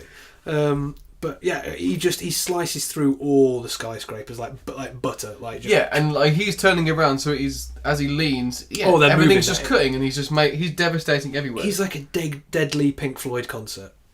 He's like a laser show that's just going to fuck you up. But it looks amazing. It does look brilliant. And is this where we get the first mouth laser, or is that later on? I think he leaves the city in ruins because he just stops. I think at this. Does he not scream and then his purple mouth lasers turns into the best fireballs I've ever seen? Yeah, I think so. I think that's what it is. No, it's the other way around. He starts spraying fire, and then the fire starts choking us, and then turns into the beam, turns into the purple laser. That's right. Does it that way? Because I was like, cool. The old fire. It hits the ground and it just disperses everywhere, like in the big flood. Yeah. And it turns into the beam. Yeah, and then he starts laying into something. And that happens later on again with his tail. Yes. But yeah, it just looked. The whole scene looked brilliant. I didn't expect it to look that good either. I was like, that is impressive. What I liked about this point as well, and this is when you've got like everyone like freaks out at this point, don't they? Like the whole staff team that we're following over, they're all basically like huddled in a stairway somewhere, in the basement of the building. But the shots of Godzilla are amazing at that point with his lasers and stuff. But as soon as that happens, it's like when the smoke clears or whatever, he just stands there, and you get this again, the side eye shot of him. And I don't know why, but again, I've got this note down that he looks kind of remorseful. But I guess he's not. But he's just chilling out. But to me, it's like he's disappointed in society. Again, he hasn't done anything. He hasn't instigated, so they've dropped these bombs on him, and he's gone with his lasers, and then gone. Well, now what? Yeah. And he's had a temper tantrum. Yeah, and then he just chills out for like 5 minutes, and then he's like, all right, and then he keeps going.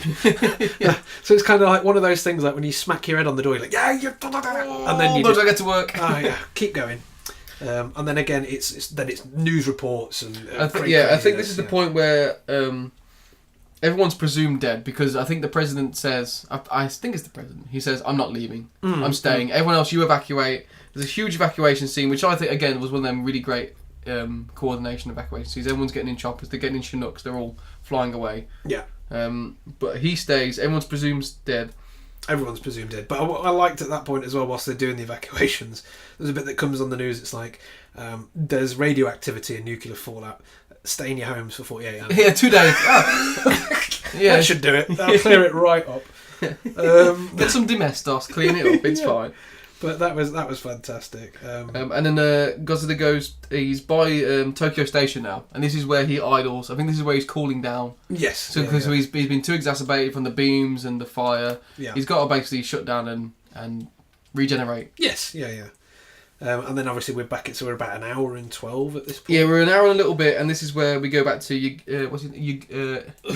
Yaguchi in the office, and it becomes apparent that basically he's kind of the next in command. He's got to step up now. Yeah, whatever position he was meant to. I think he was in charge of assembling like the ragtag command. He must have been like assistant or vice president or vice assistant president. I don't know, because there's a scene with Izumi where he's talking to him about why he never stepped up into politics. Oh yeah. And I think the idea is that he's good at it, but he doesn't want to. But now he's kind of his hand's been forced. Yeah. And now that he's there to lead the country, the city. Well, it's just anyone who was above him or was next in line is dead. Yeah. So it ultimately falls on his shoulders. But again, he hasn't been made prime minister. No, he's been made head of the DOE or whatever they are. Yeah, he's in charge of the whole situation now. Basically, I think that's when it changes to the again. We haven't got him. The old guy that I was saying was he meant to be? I think the new prime minister. I think that's what it is, because I've got a little shot here where basically he's being maybe sworn in or something, and he's got this little bowl of noodles on the table, and he sort of leans in and looks at it and goes, "That's a weird scene." Oh, he's like, "Oh, those noodles are horrible. I knew this would be a hard job." That's right. It's the worst things are noodles. It's got like a quail egg in it. It's like, I don't know. It's so irrelevant. Yeah, but like, we've just put you in charge of the nation. We've got a 75,000 foot angry thing. And these noodles are a bit cold, aren't they? There's the microwave. Like, leave it, chaps. But then we get into the office scene, and it is Yaguchi has been made our main man now, and this is where the film turns into a bit of a science project. Because they've got all the blood samples and stuff now. Yeah. So we get a simulation of Godzilla's asexual. Write this all down. So he's basically asexual. He's got single self growth, and so he's like a perfect organism basically. Yeah. Well, they're saying he can reproduce asexually. He can just make more of himself, and because he has the ability to. This is what I didn't know. Where they were saying actually he can clone himself. Well, they were saying because he can regenerate, that maybe he could lose an arm and a new one would grow. Yeah, I think that's right. And they say that he could basically colonise the world. Rapid world colonisation. Yeah, basically he is the end of the world if we let him. Yeah. And this is where Man with Pink Towel is introduced, but now he's Man with White Towel. Yes. So he's been. It's weird because we've barely talked about this guy. For me, when I was watching this film, this guy was in it every 10 seconds. Yeah, because there's so much back and forth between the science team and what they're trying to figure out.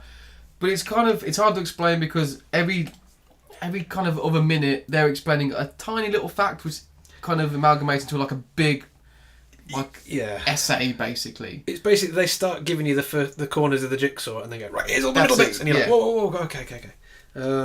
But they keep doing that, and then what is it? Then I've got about here 1 minute 14 we're in, and then a 2 hour long movie that took me about 5 hours to watch. There's an English spoken scene. Yeah, it's the Americans are pretty much okaying the use of nuclear warheads. Yeah, well, they're saying they're going to officially collaborate on this, and they get to a point where now they're trying to send in drones and stuff, because he's still just. I think he stood still at this point. He's chilled out somewhere. He's been walking, but again he's just kind of stopped after this attack. This is where he's by the station, I think. So he's like in a regenerative state. He's just not going to move. That's it. Well, he's getting. And they say it's, so before a bit of time. So we'll get to that part. But there's a scene where I think Japan basically gives control of all their forces to the American. Yeah, so this new guy. So if we're saying I think it was the president or prime minister. I don't know if I can't remember if he survived. No, or not, he because died. a lot of he their definitely died because they say the prime minister is dead. But a lot of that cohort turned back up. So you've got the kind of miserable looking woman. I can't remember her name. Yeah, most of them people out of that office environment. They turn back up. He died because he wasn't with them. No, he wanted to stay. Yeah, exactly. He wanted to stay. I think he was staying and doing the press conference, and that's why he died, because he was at the press conference. So what they've done is they've sworn in this new guy who's prime minister now. Yeah. So we've got Yaguchi's taken over in terms of the attack on Godzilla. Yeah, he's like the military. That's it. And then we've got the other guy in office, whoever he was. And he's collaborating with the Americans. Like his noodles. No, he does not like his noodles. But he basically says the line, just let him do it, whatever. He basically says, I don't care. Yeah. Let him get on with it. Gives them full control. Yes, pretty much. Exactly. And then what you have is this little scene where, again, Godzilla's just chilling, and they send in these drones and stuff, and obviously they all go dead, and they go, oh, what then? So that's when they figure out that, as well, Godzilla's got an EMP. Yeah. He can shut down anything that's electrical as well. So again, they're just this laundry list of laser back, fire breath, EMP. Like, he is mega badass, basically, is what they're getting at. And it's kind of like, it kind of at this point signifies, is a nuke going to make him stronger? If he's nuclear, if he's made of, if he's a walking nuclear reactor, is it going to backfire? So it's that conflict of, do we need to be smart about this? Is it going to be the science project guys trying to figure something out? Yeah, exactly. Or are we going to go with the brutish American nuke it? Yeah, are we going to go all? Which is the typical nuke it to hell, basically. But this is where they gave me the best scene in the film for me. Is this the quiet scene, which is out with the two? Well, this is what Kyoko and Yagumi. Yeah, because I've got her quote down there, because they're basically discussing they don't want to do that. They don't want to drop bombs. They want to try and find a second option.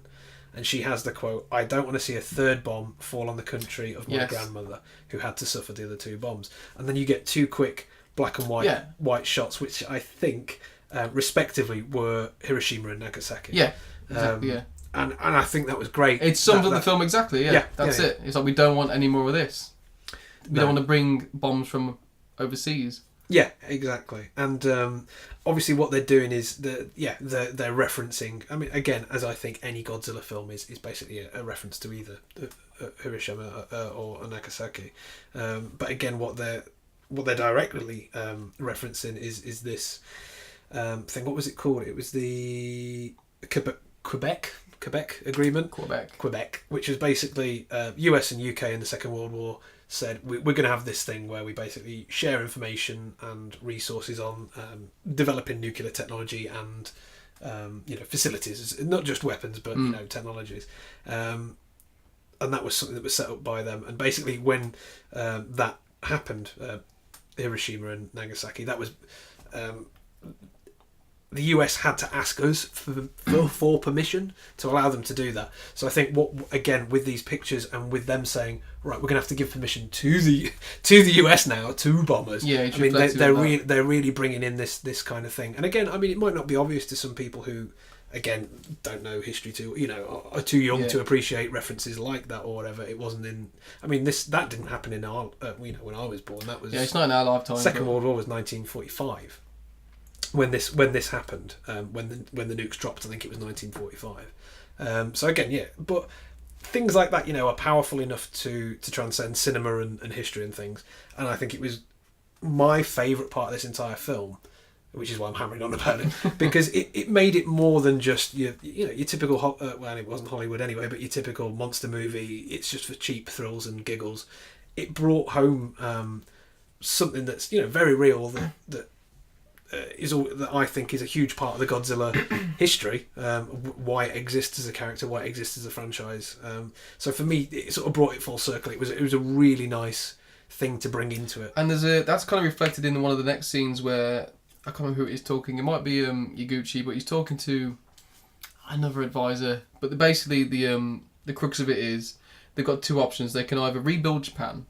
Yeah. Well, it's basically what is important. Do we rebuild Japan, or is it that Japan's going to go bankrupt because of the stocks are dropping because of all these attacks? It's basically are we actually thinking about, are we saving the country of Japan, or do we want to save it save the money. Yeah. So it's monetary value versus like basically people's livelihood and like industry and that kind of thing. But again, at this point, whoever is now in charge of the PM, because there's a point where they're saying we want you have to authorise the strike, and he says, I don't want to be remembered for this.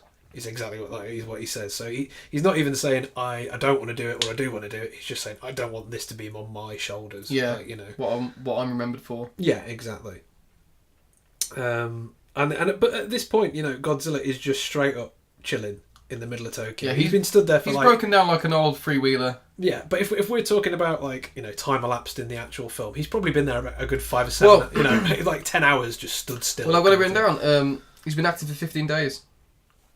So basically, the Americans now, they want to fire. They've given Japan a 12-day grace period to try and sort it out themselves. To try and sort out a solution, which I'll go back to. But at this point, we've got 360 hours until his beam regenerates. I don't know how they've calculated that. Yeah, but in all this something out. In all the meantime, they've basically come up with the idea that we will need to freeze his blood. Well, they need to they need to shut him down from within. Yeah.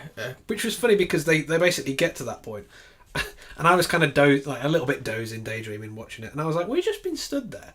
Why don't they go and just bung his nose up and that? Like, why don't they put a big paper bag, like a plastic bag around? Maybe chop his head off. Yeah, just yeah. But that's one of my negative points. Is he's been there for a long time. They could have worked something out in this time. I suppose when they do finally attack him, he gets straight up again. So if he's recharging his beam, doesn't mean he can't do nothing. Yeah, he could. Yeah. He's just having a sleep. You don't want to wake a sleeping giant unless you've got the big shotgun to blast him in the face. Yeah, I guess. But so they've pondered over previous research and basically found a chemical compound which can coagulate his blood. Is that coagulate? Sorry, coagulate his blood. But they need collaboration to get that amount that they'll need. Oh yeah. They've got to get that from. Is that France? This is France and I think there's Germany. Ah, there we go then. That's why. Yeah, okay. they collaborate with the French, and then you see a scene of just a little random scene in German. A little office scene, and then they're talking, and that's basically where they procure the amount they need for Godzilla's size. Yes. So I think they've got 672 kiloliters needed to fully take down Godzilla. So they have to collaborate with outside nations in order to produce this chemical, which will ultimately freeze his blood. Yeah, but again, they've got whilst doing that, they're still saying so. What they've got these 12 days. Yeah, so they've got an ultimatum, which is if you don't do it in this amount of time, we're just going to bomb the shit out of Godzilla, basically. Yeah, and then they say at this point that what they have to do is evacuate 3.6 million, and they're like, "There's no way that's happening in 12 days. We can't physically do it." And basically, the conversation he's had is like, "Well, if you don't do it, that bomb's dropping in 12 days, whether you evacuate people or not." So there's a lot of scenes of coaches leaving and people packing their stuff. There's quite a good scene which goes back to the office. I think is it the same one with the? Oh, that might be early on actually, where they've got the office. The office where they've got all the printers and the little laptops and things. Yeah. Oh, and they're all running around and they're all packing boxes and all the chairs just start. They're all spinning. Yeah. Because they've all got out so quickly. I kind of really like that. It's like they would. Yeah. They're really focused on this office being set up. Yeah, but then they were very precious about it as well. They're like, right, take that copy, come on. Yeah. But it was that was brilliant. Yeah, this is where we get the Chinooks, the two propeller helicopters taking people away, and the masses of coaches. Well, because again, I think what they're basically setting up as well is they say to everyone else involved in the office, if you're gonna go. And anyone who's staying is staying till the end, no matter what happens. So it's that kind of die-hard troop. But it's our vigilante volunteer team of geeks and freaks and they've heretics. Got no job. They're back. Heretic. It's paying their doll to carry on. Obviously, Mr. Pink Towel Man, who is either pink or white. He's white towel man. Is he white towel? He's had a change of heart. Well, it's been a few days. It's the radiation. It's bleached all the pink out. But yeah, you've got all of those guys trying to figure out and the back of the big map is the big DNA map. Yeah, so this mystery map that came in ages ago, that the spirograph nonsense that they're still trying to figure out. Suddenly, out of nowhere, biology, pink, white scarf man number 1, just goes, oh, I know. He sees a little folly flower, I think. He's just thinking. He's thinking about, because they start talking about the boat and the research and the stuff. And I'm guessing what they're saying is either the footage that might have been on the broadcast rather than he was physically there. He starts thinking about the shoes that were there, and then there's the map on the table and the glasses, and then there's like a little textbook, and on top of that textbook is an origami crane. Yeah, and he just goes, Origami. Douche. So then they just start folding the map up. Yeah, they fold the map up basically into lots of pretty little shapes. One of them they make is basically they fold it into the shape of Godzilla, and they're like, oh yeah, look. I swear they make it into that one, where it's like pick a number. Yeah, pick a green, pick a colour, pick a smell, or whatever. Yeah. Oh, Oh, you're a dick. yeah, that's it. Yeah, I swear it's that at one point. Well, one of them, yeah. They make loads of little things, but they're basically one of them. I think that's what he does. He grabs the main map and he folds it into the shape of Godzilla, and he's like, what this represents is like the hydrogen atoms in the car, everything in him. And he shows how when you move it, it expands. Yeah, so he's like, and it was quite cool. It worked. It really worked because he was like, it doesn't stop being Godzilla. He just gets bigger. Yeah, he stops repressing what. Yeah, he doesn't repress his elements. Yeah, he just expands come out with them. Yeah. So that's why because at this point again they're like, yeah, he's doubled in size. And they even say, his molecules convert into elements. Yeah. So which is why he can make fire breath and Yeah. laser whatever nonsense. And his electrical EMP and stuff. Yeah. There is an awesome mistranslation later on, which I'll get to. Oh, good. To do with electric, but so after that scene of his origami, that's where we get the Germany scene. Yeah. And all the scenes of the supercomputers, and they're working super super hard to figure out. I think this is figuring out the chemical. Is it? I can't remember. But I think this is where. Is that where the guy runs in again with the laptop? Yes. Because he's figured it out? Yeah, I was just about to say. So we get the supercomputers, all these rooms of servers, and then all of a sudden it's... They've cracked the data. They figure out what it is. They've done it. Because that point was brilliant, because again, super happy laptop man comes running in. But you get this really weird scene where you're looking through the laptop forward... At the characters, so it's as if you are the laptop screen, and they're looking. And they're like passing around to each other, like, so you're like a baby at a party, like. Yeah. And I thought, okay, they're holding the camera, but then it shuts and the keyboard. You are the laptop at that point, yeah. So that was okay, kind of cool, I guess, but a weird. That was the only scene really that was out of place with the rest of the shots. Like that didn't make sense. There were first-person scenes earlier on. Only one or two, but you were never an inanimate object. No, that's true. You won't film from the perspective of the ketchup bottle in the mess hall. Like. Well, you missed the director's cut. Yeah, exactly. Oh, what a thrilling 4 hours of paperwork that was. Just after this, we get... I don't remember the exact scene, but something is referred to as Sleep Hydra. I'm guessing that is maybe Godzilla or the compound. Yes, it's going to be the compound.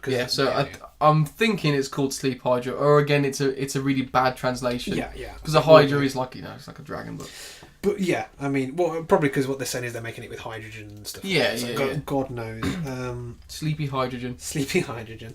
But yeah, there's lots of basic scenes of prep of like foundries. Yeah, there's a really good scene. There's a really good scene with just all these pipes, and it's only for like 15 seconds. It just pans out like that. Yeah, and it's like, that's this huge mechanical scene. It's like you took the time to go to that location, just film two guys just like going with a screwdriver, like, there we go. Yeah. But no, really nicely shot though. Very nicely shot, and then basically the crux is we've got what we need. Yeah, and we've got to get on. We've got the tankers, we've got all the compound. We can do the plan. Yeah, before we need to do the warheads. And just before they get started on this, though, you get there's a little aside with Kyoko, like her personal service or someone is talking or briefing to her, or I think it might be one of the US guys. No, they're just kind of walking around. I think it's actually one of the US guys that's come over now, like an actual American guy. I think he's talking to her in a plane because he's about to leave. Or I think maybe they're just walking. Maybe he's about to get on the plane, but basically he's saying to her, "You need to be careful." Because we've got an agreement with basically the US wants to drop this bomb is what they were getting to. Is they're saying the US wants to do this and they want to do it with Japan.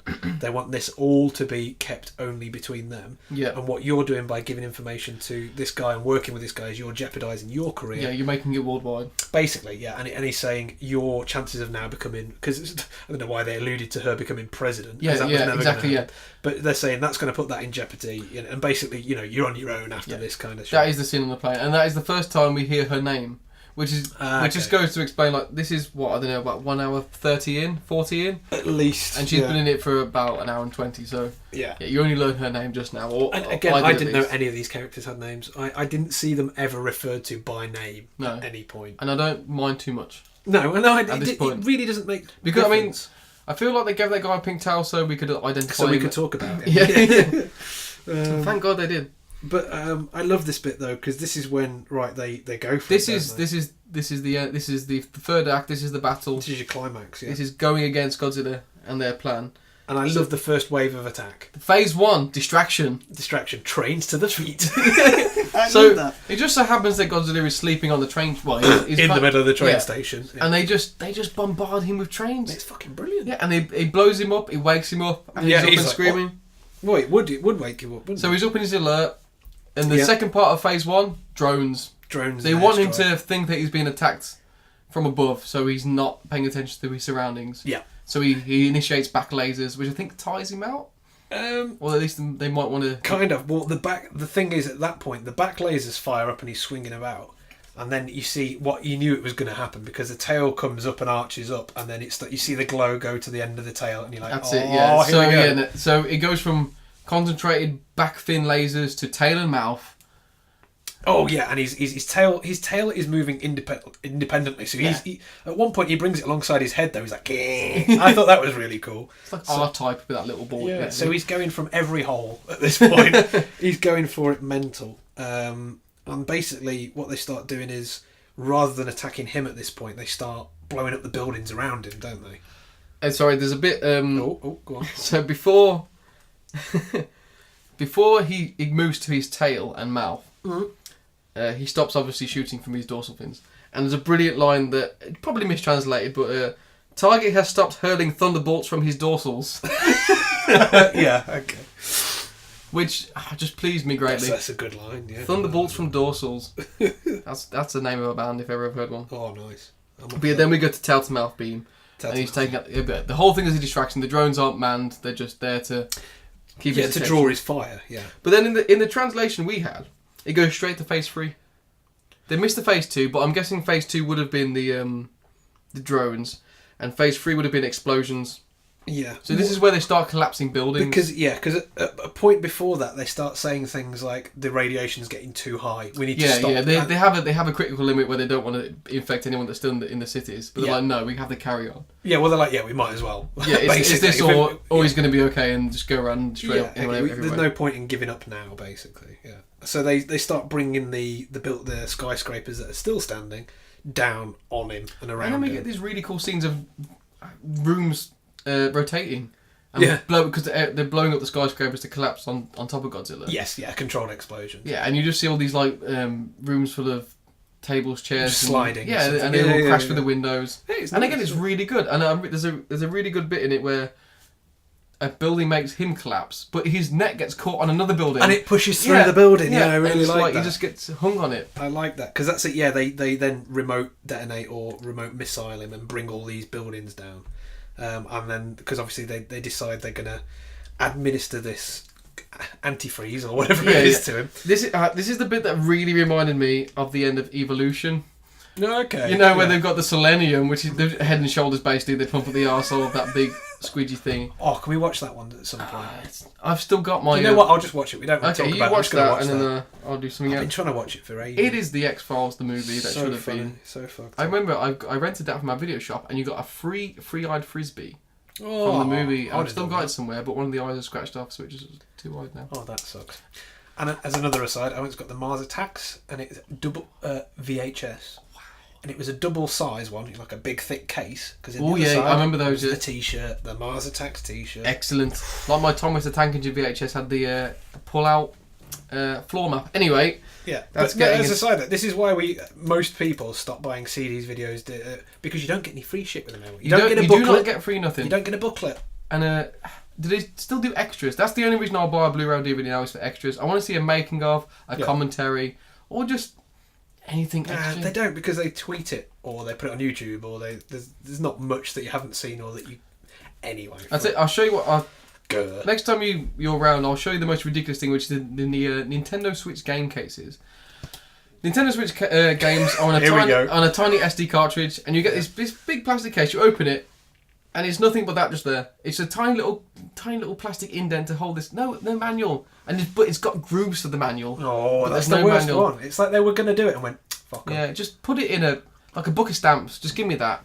Yeah, exactly. What did he pay? 50 quid for that game? Fuck yeah. Probably. He doesn't need a bit of card. They won't go down in price anyway. Anyway. So We're on phase 4 at this point, which is remote missiles. Yes, and they've basically he's on the floor, he's gone down, and they bring in the application method for this antifreeze or whatever it is, which is shipped under crane. No, this is Crane Team. Crane Team. Crane Team. Crane Ahoy. Team Alpha. Yeah. So they're all coming in, and it's a little bit like it reminded me of like a Bob the Builder scene. Yeah, I really liked it though because obviously I was like, well, how are the cranes going to get to him? And they did put in a line of bulldozers. Yes, like, they did. Yeah, they cleared the rubber. Yeah, okay. And that plot hole was gone. So the cranes come in, and they've all got hoses on the end of the cranes, and they all put it into Godzilla's mouth, which he hasn't shut yet. Yes, and basically they're feeding him at this point. But you don't see any, and this is the one Nothing bit goes in, or you don't. I would have liked a little bit of CG for that bit, just like a bit of proof. Yeah, a bit of something. So they're kind of making him inhale monoxide. I don't know whatever it is. What it's antifreeze. Well, it's not antifreeze. It's not antifreeze. Freeze. It's freeze. It's freeze. Up the nose, maybe better. I don't know. Well, God knows. Well, no, I think it's a liquid. It's liquid form, so they're basically pouring it into his mouth. Yeah, so he's kind of drinking it inanimmately. There's so little. That was a little negative from me. Is there's so little movement, or he's not contesting it. He's just like he's okay. But if he wasn't even. If it was that inanimate, it would have just poured out. Yeah, I know it's a silly pot contrivance, but it doesn't work, does it? Well, it gets to at this point we're having the counters like 20%. Oh, is it? Do they get to 20%? Yeah. So okay. Yeah, so I think he gets to 40% maybe, but that's the point where he's like, "Oh, what the hell's going on?" and he just beams the lot out of them. Yeah, I love that because it wasn't like he got up or anything. He just went. He was lying down. He was like being sick. It's like he threw up. Yeah, he was like, oh, I don't like and he that. took out the whole line of everything. He did, and he got up and fucked off again. And that was Crane Team 1 destroyed. Crane Team 1 down the drain. Yeah. But so obviously they've got to have another go at it, haven't they? And this is where they bring in the train bombs. Oh, more train bombs. Yes, more trains. So they've got C4 rigged trains. He's still on the tracks at this point, and they all come in and they're all like battling for first position. But then they all kind of, I guess the tracks must be upturned because they all take off and they're all blowing up in the sky. Yeah, that was a bit nuts. And then this takes him down again. But this time, this time he's not trapped by anything. He just falls over. He just falls over, and he's a bit like, oh, I'm just sleepy. Oh, can we just not, guys? I just wanted some dinner. So he's at this point he's kind of like zonked out, as I would say. And then again, so they bring in Crane Team 2 comes in. Good. At least they administer 100% this time. 100% dosage. But again. They're like, we've done it, and again he just stands up. He stands up, and he's minus 196 degrees. Yeah. I wrote that down, and all of a sudden, and he's ice. Yeah, I loved it. And that is the end of Godzilla. That is the end of Godzilla, and then with the obviously bad subs, question marked. It works. Yes. Well, you tell me, buddy. It looks like it. I'm annoyed they didn't hit him with a missile just to shatter him, but yeah. But it was quite good because again he was up there for ages and his tail kept giving it the whole up and down and then did the whole slow bump. Yeah. Finally, the last bit of him is gone, sort of thing. But he's still there, and they even say to him, they say his half-life is reduced by 20 years. Yeah. In 3 years, he'll be completely neutralised. Like, well, what are you going to do for 3 years then? I guess he's like Chernobyl. You just don't go near it. Well, it's the fallout. I mean, I guess what they're saying, not they're saying he's active. What they're saying is he's dead. He's essence or but whatever. Yeah. His radioactive traces will be gone in 3 years. Because that's when you start getting... And I love that. As soon as that happens, you see footage of people just washing vans and stuff. Yeah, they really clean them down. I love that. He's got the broom on the side. Yeah. But most films, you wouldn't see that. You wouldn't. No. You wouldn't need to be shown it exactly. But I feel like this one, they really hold your hand through it. They were like, right, here's the admin, here's the cleaning. This is what happens when it actually goes down. I mean, for a 2-hour film, there's a lot that happens and goes on, and it's all explained throughout. But if you think about it in retrospect, it's only basically 3 things. Yeah. He turns up. He wrecks the city. Yeah. They figure out how to kill him, and they kill him. But it's so much more in depth than that. Yeah. And I like, because I think an American movie would have just put in, they would have gone through those 2 things. He turns up, he wrecks stuff, we try to figure it out. They would have repeated those 3 things over and over and over again. Oh god, yeah, he'll keep wrecking stuff. And again, with the American films, it's always a Hail Mary. They're just like, oh, I don't know, maybe the common cold will kill. Oh, it did. Like, there's no verification. They're never like, we've cracked it. Bad mouth for the worlds.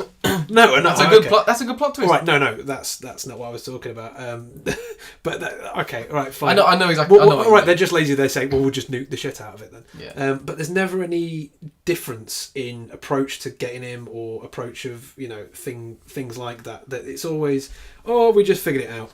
Whereas with this one, they go right into, well, we've had the biologist number 1 working on it. We've had the heretics, the geeks, the nerds. Like, they really go through, look, this is, like, maybe it wasn't the most fun in terms of there's a lot of officey scenes in it, but like, come on, this is the realistic way it would go down. And it was the best looking Godzilla, like, portrayal. Oh, I mean, after watching it, there was no point where I was bored.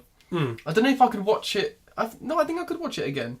I think it could be an easy one to stick on. I would like to watch it again because I did with subs or dubs. I enjoyed it, but I didn't enjoy it because I was trying to pay attention to it. If that makes that sense. is a problem with trying to write notes. Yeah. You should maybe watch it first and then the second time with notes. I don't know, but it's having the time to do that as an actual person. Yeah, exactly. Because, like I say, this was a 1 hour 50. It's just shy of 2 hours. Just shy of 2 hours. But with subtitles and trying to write notes, you can't look away. I started watching it at 10 o'clock in the morning, and I was 5 o'clock I finished. Yeah, and I always try to watch a film whilst doing exercise, which just sounds awful. But if I look away, I'm like, okay, I gotta pause it, rewind it. And what was that scene? That's the thing. And the thing with subtitles is you think I can actually go back and study that little bit they've said, and you try and read it and you write it down a bit more, and well, that's the thing. I mean, I'm obviously not begrudging the fact that it was my choice to take that long to watch it. I mean, I could have just watched it and been like, you know what, I didn't really understand some parts of it, so I don't really know what I'm on about.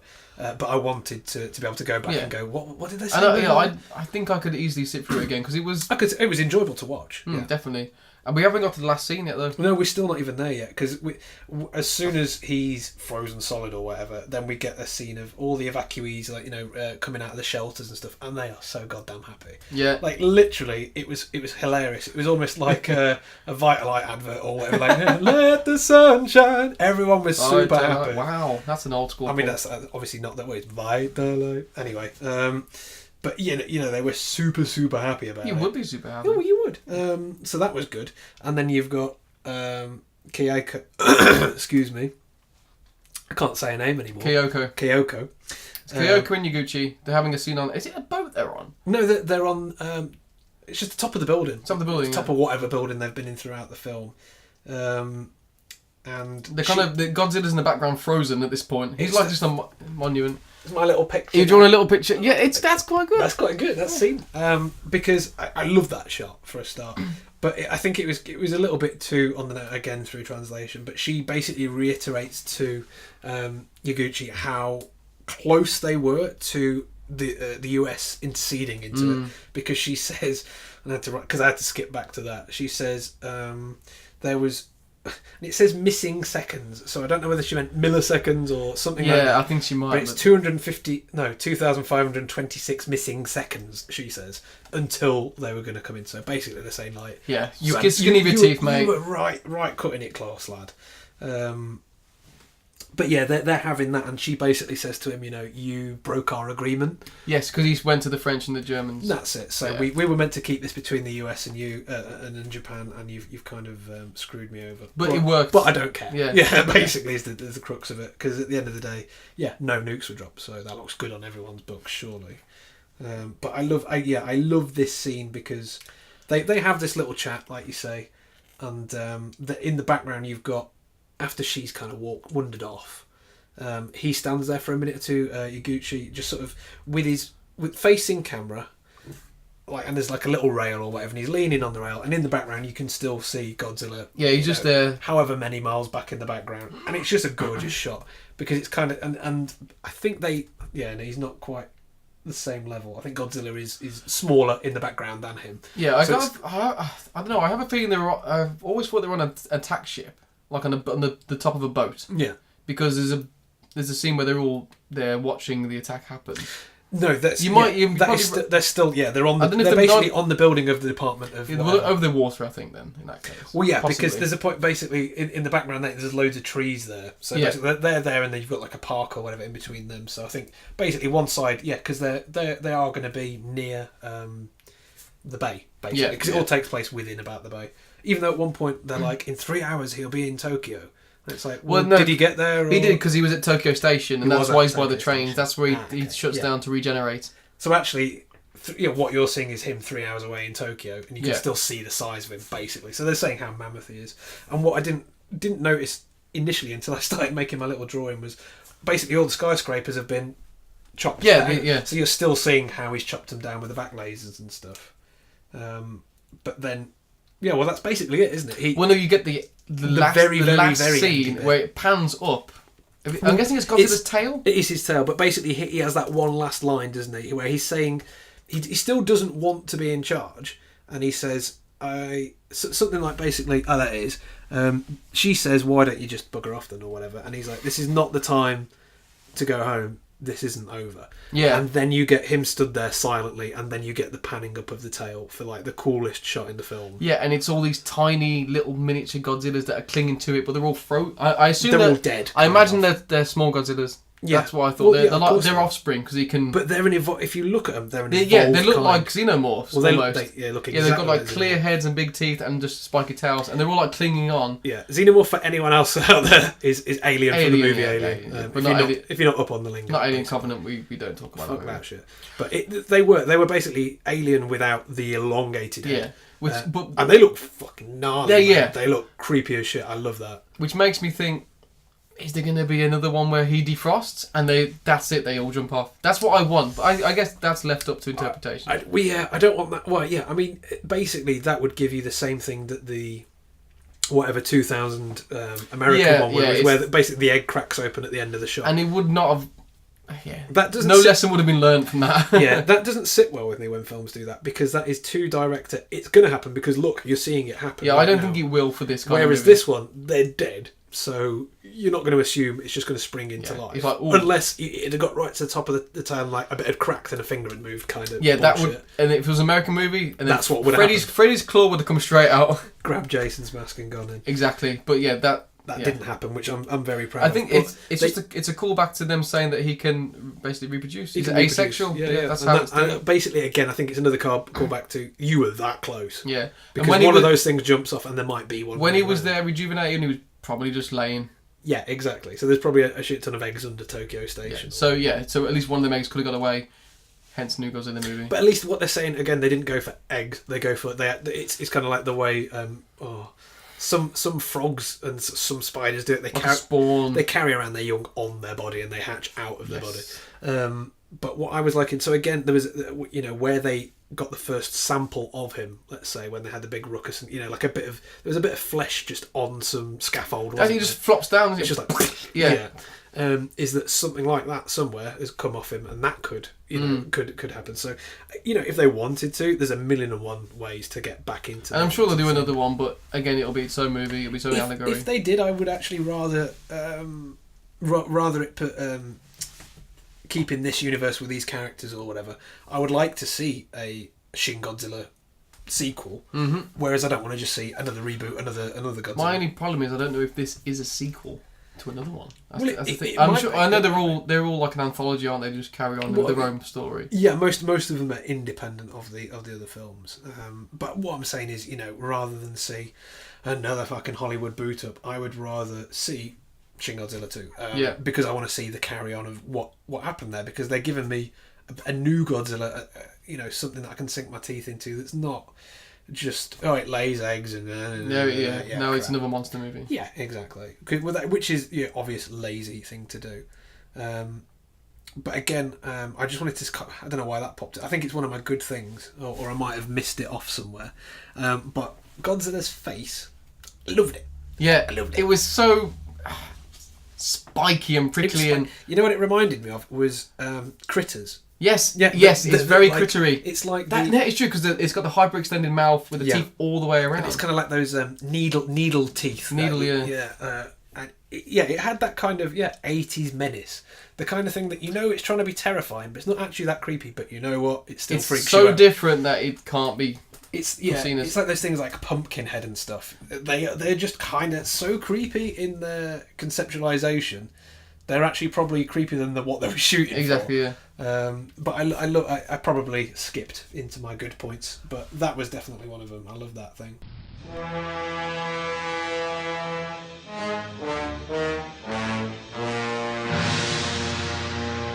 Basically, I was what I was probably saying just before we cut was that I like the style of Godzilla. I think a different look for Godzilla was really cool for me, and even though first of all, the googly-eyed weirdness. Yeah, the weird. The first incarnation. I still like that. I still, even though I was a little bit let down, I was kind of like, oh, that can't be Godzilla.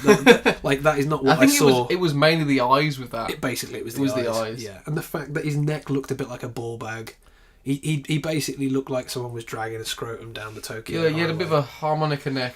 It was, stylistically, I was a bit off put by him, but overall, the overhaul of the new Stage 4 Godzilla, he was badass. And he was the correct old school posture, but he looked... Yeah, because that's why I wanted to watch it, because I miss it. Like I say, I did like the 2001 in terms of his style. Again, this got a lot of backlash because of, from people who like the originals going, no, it's not right. For me, I was young enough at the time to be really excited by that film. It was a huge blockbuster. It was massive. I watched it not too long ago, and I still think it's an enjoyable film. It's fine. I don't know about as a Godzilla film, but as a film, it's okay. I think it's fine. Is it a Roland Emmerich film? Yeah. Independence Day, that guy. Yeah. And I love John Reno. I'll watch him in anything. Oh, Onimusha Free. Yeah. I know that's the wrong Onimusha, but who cares? I love it. It's got so many quotables. It's just ridiculous. And they all come with an accent. I love the guy. What was the guy that was that? I can't remember if that's the right one now. But he was the guy. He was basically your. You'd trade in your souls to or whatever. It was like a guy. We'd hang down. He'd come down like on a spider web and go, I'm here. Yeah. And he would take you to Dark World and you have to fight for That's it. You go through the levels. You go through the levels and you get a really cool item at the end. Yeah. It was always the best weapon in the game. You do it early, but the crux is you can't do it early because you're too weak to do it. It's catch. In the first game, you have to fight a giant snake. Oh, was a giant snake the last boss? I don't remember. Can't remember. Anyway, well, let's not talk about that. I love the way this Godzilla looked. No, it was brilliant. He was fantastic. Like I said, it was confusing to me at points whether it was CGI or practical. But the close-up headshots, if it was CGI, then they made it. They did it well. Yeah, because still, even with Stage 4, the eyes still looked a bit dodgy to me. It's because they never moved. It's because I think it's if you're going with it's a dude in a suit. Then they still have the dead eye, they don't move, they're just fixed in position, which is kind of nice to the character in a way. He's got the cold, it's the dead-eyed stare kind of thing. But again, that maybe they're tiny negatives, but his overall, black rock Godzilla kind of. Did he have eyelids? If he had a slight, I think. At one point, there was a kind of a lens closed. That's what made it look weird to start off with. No eyelids, they were like popping out, and it was just... That's what I mean, they're on the surface of his head. Yeah, so I think with eyelids, they might have made it look a little bit more... not human, we know, organic, I suppose. But no, I think generally he looked cool as hell. And not just him, but there were so many good shots in it. I love cinematically, it was brilliant. The aerial shots of the city and him just like stomping through it because it was so simply done, but it had so much detail. Like, all the buildings, all the ones that he probably would have touched have got a little bit of rubble missing. Damage, yeah. And there's a trail of smoke in his wake, and it's so easy to make that look terrible. If you watch any sci-fi movie, Sharknado or whatever, Gigantopus 3. Gigantopus. I don't know. That wasn't a film. It was not a film, but you know what I mean. Yeah. But no, it was done really well. It wasn't. They never skimped on that little bit of effort. And I really like that. And again, for me, it was the choice to do it like that, to do the more pulled back shots of Godzilla. Because usually what you get, again, is you get lots of ground shots up, really tight in, you don't see anything. It's just, it's like a section of his leg, and it's all quick and confusing and crap. Whereas with this, you saw him, and it was, again, I keep saying this film was chilled out. Like, it wasn't like that. It wasn't hectic. It was a good, really far back, no sound. There's everything we're putting on camera. There it is. And you just got to see him working his way slowly. And it was nice. It was a nice perspective rather than being on top him or underneath him all the time. And yeah, because from a public perspective, if he was that big, you'd see all of him instantly. There's no need to hide it. Well, again, they just do it because they can't afford the CG budget for an entire film, yada yada and stuff. But again, I think they're scared. I think there's a little bit of... It's a bit too scared to show the whole monster, because once you've showed the whole monster... Well, that's it. Then you've shown the trick behind the curtain. But again, I think that's what they're doing wrong, which is why I love these films, because they nail it. It's not about what the monster looks like. It's not even about what the monster does. It's about the reaction of the people, or what's going on. Exactly. It doesn't need to be charging around. For most of this film, he stood in one spot for like 5 days, and it was still compelling. He just blew some lasers. He was pretty much a nuclear reactor exploding. Yes, and I think that's kind of the thing they were going for. Yeah, exactly. I mean, that's what, like I said earlier, maybe it's the fact that it's tying into... Yeah, he only really... I mean, he destroyed because he was walking through, but he only really flipped out when he was antagonised. Exactly. And again, that tends to be the overarching theme for Godzilla, is that he's not... he's not an angry fella. He's just doing what he needs to do in order to find food, or it just happens to be that his food source is in the middle of your city. So again, that's kind of a nice correlation. Excuse me. With like the nature aspect of it, that you tend to get it from like Ghibli films and stuff like that, where they always say, no, you should respect nature, you should bow down to it. And for me, although it's trivializing, it's like having foxes coming into the community and, let's say, terrorizing families. For me, it's kind of like a simile about that. We have encroached on nature. It's not the other way around. Nature's not coming and attacking us. We've been going into it and taking up its space. So where's it going to go? It's always been a we've brought this on ourselves scenario. Yeah. And do we respect it till it goes away, or do we try and fight it and make it worse? Yeah, exactly.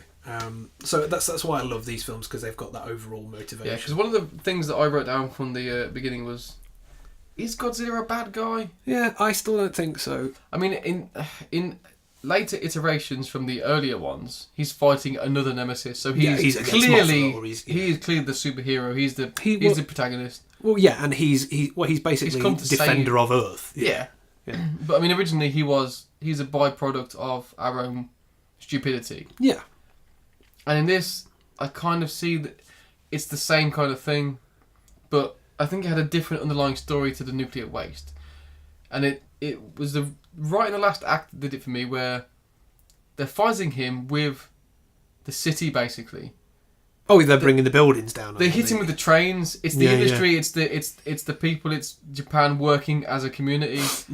They blow up the buildings, and in the end, it's the bombs and it's the trains. It's the coordination between all these different, organisations and things. Yeah, because there's a point jobs. In it where they say, like, there's many different factions or parts of government that usually, are lobbying against each other, and they're all working together. So yeah, I mean, that is a huge part of, especially this film, is that sense of community and the sense of not relying on an outside force to take care of your problems, but and there's that whole from within sort of thing. There's the whole thing about them saying, do we go for the money or do we rebuild Tokyo? And I think at the bottom of it all, it's a film about Japan having its independence. Yes, yeah.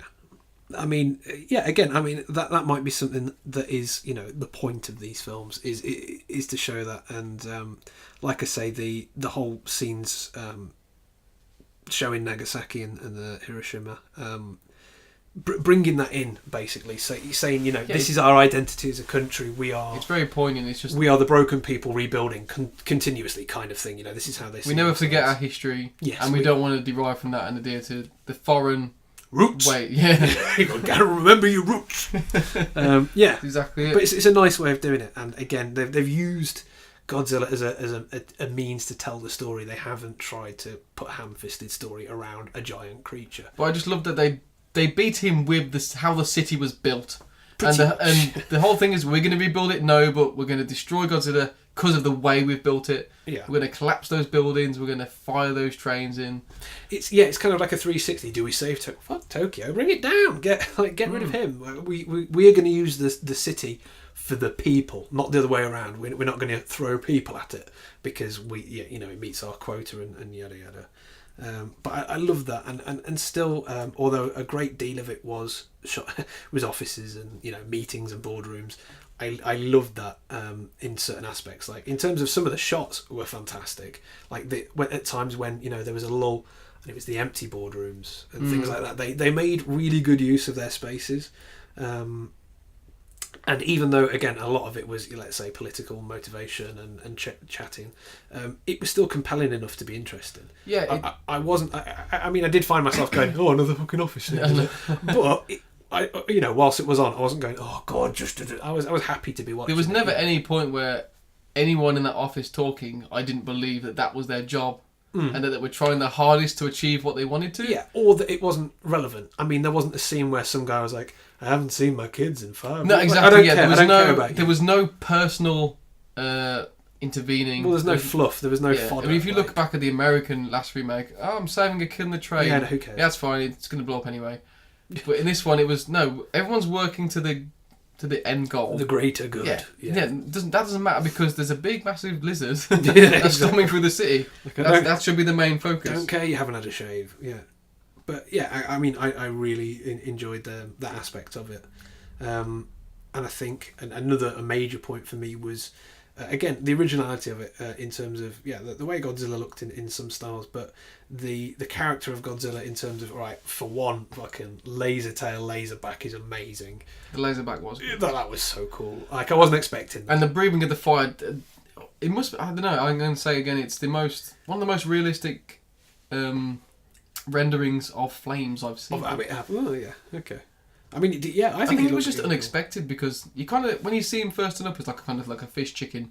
You think that's a little bit cheap, but then it's like actually no, they've put a lot of effort in. I think what they did, they must have done it on purpose to be like, well, yeah, look how crap he is, and now stage 4, okay, we get it. He's evolved. They have to show you something, in terms of that. Otherwise, it might be too subtle. Yeah, perhaps. But I love that, and I love that fact that he evolves. That was a great thing, because usually it's just Godzilla fully formed is coming in, but in this one it's like, he hasn't got a clue what's going on, and he has no idea what is going on with the environment, but he adapts to it. And again, more similarities between what we're looking at in terms of the actual story and what the subtext. Do we ever have a reason for why he comes in? They don't. It's never really stated, like, because obviously they can't say it's happened before, so it's not like, every 32 years he comes. It's the first, but no one's got a clue. But all they say is he is a radioactive thing, and he must have eaten all the radioactive stuff he could find down there. He's got to come on land for food. He's coming back. It's always that. I'm guessing he needs food, basically. Yeah, I'm guessing the town is where it originated from, so it's just his first port of call, or it's radioactive under the surface, or I mean, a lot modern infrastructure is just. Yeah, I mean, at least with the drawing him in. Yeah, the 2001. Basically, the reason Godzilla came then in the Broderick film was because it wanted to lay eggs. Yeah, it wanted to nest, so that was its reason for coming aboard. But usually it needs a food source or something. But I love the fact that it evolved, because that was a new thing in the history of Godzilla. But also it was a new strategy to kill him. It was original. It wasn't just let's just nuke the bugger to whatever, or what they do with other films is like, let's nuke an island somewhere else so it goes over that. It always draw him in and then destroy him. It always involves let's just throw big bombs at it until it does eventually die. Whereas this one, they were smarter about it. They took the approach that they said, well, no, we don't want to nuke our own fucking country. We want to save our country, so we're going to do everything we can. And again, they set it up. Oh, we've got the heretics and the we've got everyone focused on creating this goal that is stopping this thing without ruining our lives as well. Yeah, and at the end of it is it's the thoughtful people and the science that outweighs the brutishness. Yeah, exactly. That wins. Which is your typical, let's say, American film and military campaign strategy is just chuck money at it until it either goes away or surrenders. Yeah, exactly. But so I love that. I love that they'd done something new with it. I love the character setup. I think they were well established even without any kind of dialogue to set up their characters. They just it was. I don't think they needed to. It was they just. You fell straight into the middle of their story. They just were getting on with their jobs. Yeah, exactly. And people like, we haven't even talked about Izumi. Izumi, who comes into it a couple of times, who's just sort of a portly, I don't want to say he's jolly, because he looks kind of miserable to me. He was a very miserable character. Because you remember that there's one bit where, I think it's the main guy, Kyoko's freaking out, and he's got a bottle of water and he just goes, oh yeah, and it hangs for way too long. Yeah. And it's like, they have eye contact for like 30 seconds. And he's like, right, I'll take the bottle of water, Jesus. Thanks. He has a swig of it. I love that scene. Izumi the water guy. It's still portrayed these people like biologist number one and whoever it was, newsreader or whatever his name was, reporter number 1 or whatever. They all had their own like cheeky little things, and there was one guy, I don't know who he is. I just refer to him as like the really nervous guy. He was always there really pensive, but he was always smiling. So he's like, we're absolutely fucked. And like, you know, he looked Was really... he not Yaguchi's mate? No, it wasn't him, because Yaguchi's mate was a bit younger than him. This guy had like a little bit of balding sort of thing. He was a little bit older than the other guys. Oh, and yes, but he was one of the original. He showed up in the cast when I tried to Google it, and no one had a name. Yeah, there you go. Because he always was like smirking in a very nervous kind of way. And again, all these little things like Kyoko asking if there's a Zara around. Yeah. You know, all these little things. I mean, that one maybe is a bit too on the nose. But if it was an American film, she would have gone shopping. There would have been a 4-hour montage of her trying on shoes. Yeah. Would turn to Sex and the City. Yeah, basically. But I love that they had this new approach to the creature, the strategy to kill it. The characters were more well-rounded than an American counterpart would be. They didn't try to set the characters up straight away. They kind of... Yeah, it was almost like they were backwards engineered. Well, they didn't... Yeah, I guess the thing is they didn't set any of the characters up. No, you just figured it out. They just started doing work, and you had to kind of figure out what they were doing. You got to know the characters, which is the way it like should you would if you were kicking to a new job. You don't know what anyone does, and it's like, oh, okay. Yeah, exactly. I'll figure this out until... And it's like reading a decent book where you figure out, oh, wait, this guy's a dick after halfway through reading it. He doesn't just go, well, John's a bastard, and this is his story. It's like, I don't want to read that book. That's boring. But I loved all these little people that were in it, and like Laptop Guy was fucking amazing. Laptop Guy is, yeah. Just the way I was like, he's going to break that. He's going to shake that screen right off. He was fantastic. And then just little bits like the bullets pinging off him like Superman, off Godzilla. I thought all the gunfire that hit him, the missiles and everything. Yeah, all that explode. They're really realistic, I thought. Yeah, I mean the fact that he didn't move or flinch. No. Was a little bit, but yeah, the CGI work was great, and the score is one thing that I put down as real positive. It wasn't nice. What you expected. It was all violins and slow. Well, that's what I was saying, like little slow jazz elements and like elevator music and stuff. It wasn't your typical Michael Bay. It was all... Yeah, it was. That's what I mean. It was a joy to watch. Even like I say, what's usually stressful in the film is the evacuation scenes and quick. And it was, even though it was important, it wasn't hurried. It wasn't people screaming and throwing each other over. It kind of made him try to seem almost beautiful in a way. Yeah, but I guess that's probably the thing of Japan sort of getting on the high horse and going, well, as a country we're a bit more refined than you. Look how calm we are. Yeah, exactly. In our evacuation process. Not even bothered. But it was nicer to see, these different aspects of it, and I think because of it gave it this whole overall original sort of approach. And although you can say sometimes it's slightly dull in places because of the office aspect, I think the dynamic of the office planning and the additional, little explosions and stuff going on together made it feel more fresh to me. It wasn't a full-on assault of lasers and bullets flying and stuff. Yeah. It was a good mix for me.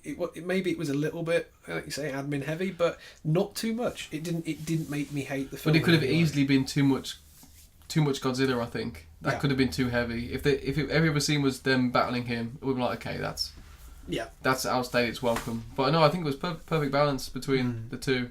Yeah, maybe one more scene of Godzilla I think would have done, and one less scene of the office environment. Yeah, just one. I mean, okay. I think really we get two main ones, don't we? We get one big flip out and the ending scene. Yeah, because otherwise he's pretty much stationary. Yeah.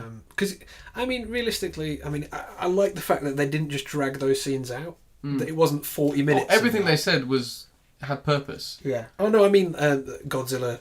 Being Godzilla, they usually, again, you'd probably get 40 minutes of your hour-and-a-half film in Hollywood of just being tanks, explosions and crap, and it's not a big payoff, because that's what they do, is they don't show you it, so the last half of the movie is just explosions. And it'd be Marines trying to save each other in a way. But no one, in these kind of films, no one cares about it's not about the characters, the individual, well...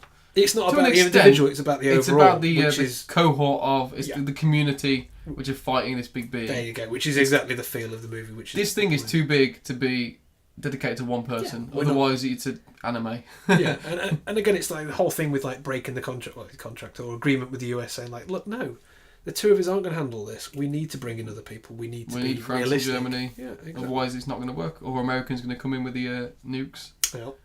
And trump it all up. Trump it all up. Mothers. So Satire. that's all my positive in one go there. So have you got any more you want to say positively, and then I'll get to my. I think we've already spoke about it, but it's kind of it seemed to me like the perfect example of the evolution of B-movie cinema. Yeah. Where, I mean, if you watch the Sci-Fi Channel, I mean, they are notoriously rubbish in their CGI, and I think they monetize on the fact that look how rubbish the thing we are showing you is. And it all started with things like Eight-Legged Freaks, if you remember that movie. That didn't look too bad. No, it didn't. But it was nothing David Arquette, wasn't it? It was David Arquette. Well Jesus. done. There's a good pull. But nothing has looked as good on that channel since then. But these guys have kind of been. I love Fringe. Don't. I mean that was on the Sci-Fi Channel. Fringe was fucking fantastic. Okay, a sci-fi original movie, and don't. But anyway, no. Don't take it to heart. No, sorry. I really did. Blu-ray. Yeah. But no, yeah, but no. Sorry. On that channel, like that's like tongue in cheek. You know it's going to be crap on the Sci-Fi Channel. It's an agreement between you and them that I want to turn off for a bit and just accept it. But these old films, they always felt like we've only got this amount of budget. We're going to put as much effort in as we can to make what we've got look good. And that's why I prefer them. Yeah. And over time, they've got an audience, they've got a budget, they've got bigger and better, and now it looks really, really good. But it's still got that kind of old school 50s aesthetic of. It's got that guy in the suit kind of. You know what I mean? I mean, well, you did say it's a guy in a suit. If you when watch you it, you don't think that's American. You think that looks different to what I've seen. As soon as you see it, you go, well, that's Japanese, because it is the traditional, well, the old style Godzilla, and obviously that's where he originates from. So as soon as you see it, you don't go, oh god, Michael Bay did this one. Yeah, but there's and to go back to Michael Bay, there's very few cuts. If you see Godzilla, you're going to watch Godzilla for quite a bit until something else happens. Watching like a Bay film or whatever like that is like having a seizure. Well, yes, it is. Yeah, it's like having Tourette's. And that's Tourette's of the eyes. Yeah.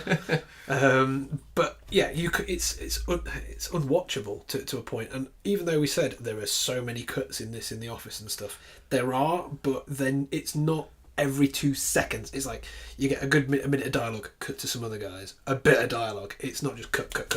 And the camera very rarely moves unless it's a flying shot. It's stationary. It's watching something. So whenever the camera's there, they're very solid cuts. Yeah, you're going to watch what's going on. Yeah, even if it's Godzilla walking. There's a great scene, like I said, with him walking towards the bay, and he's in the distance. You just watch him for about 30 seconds, coming slowly towards, getting a little bit bigger. Yeah.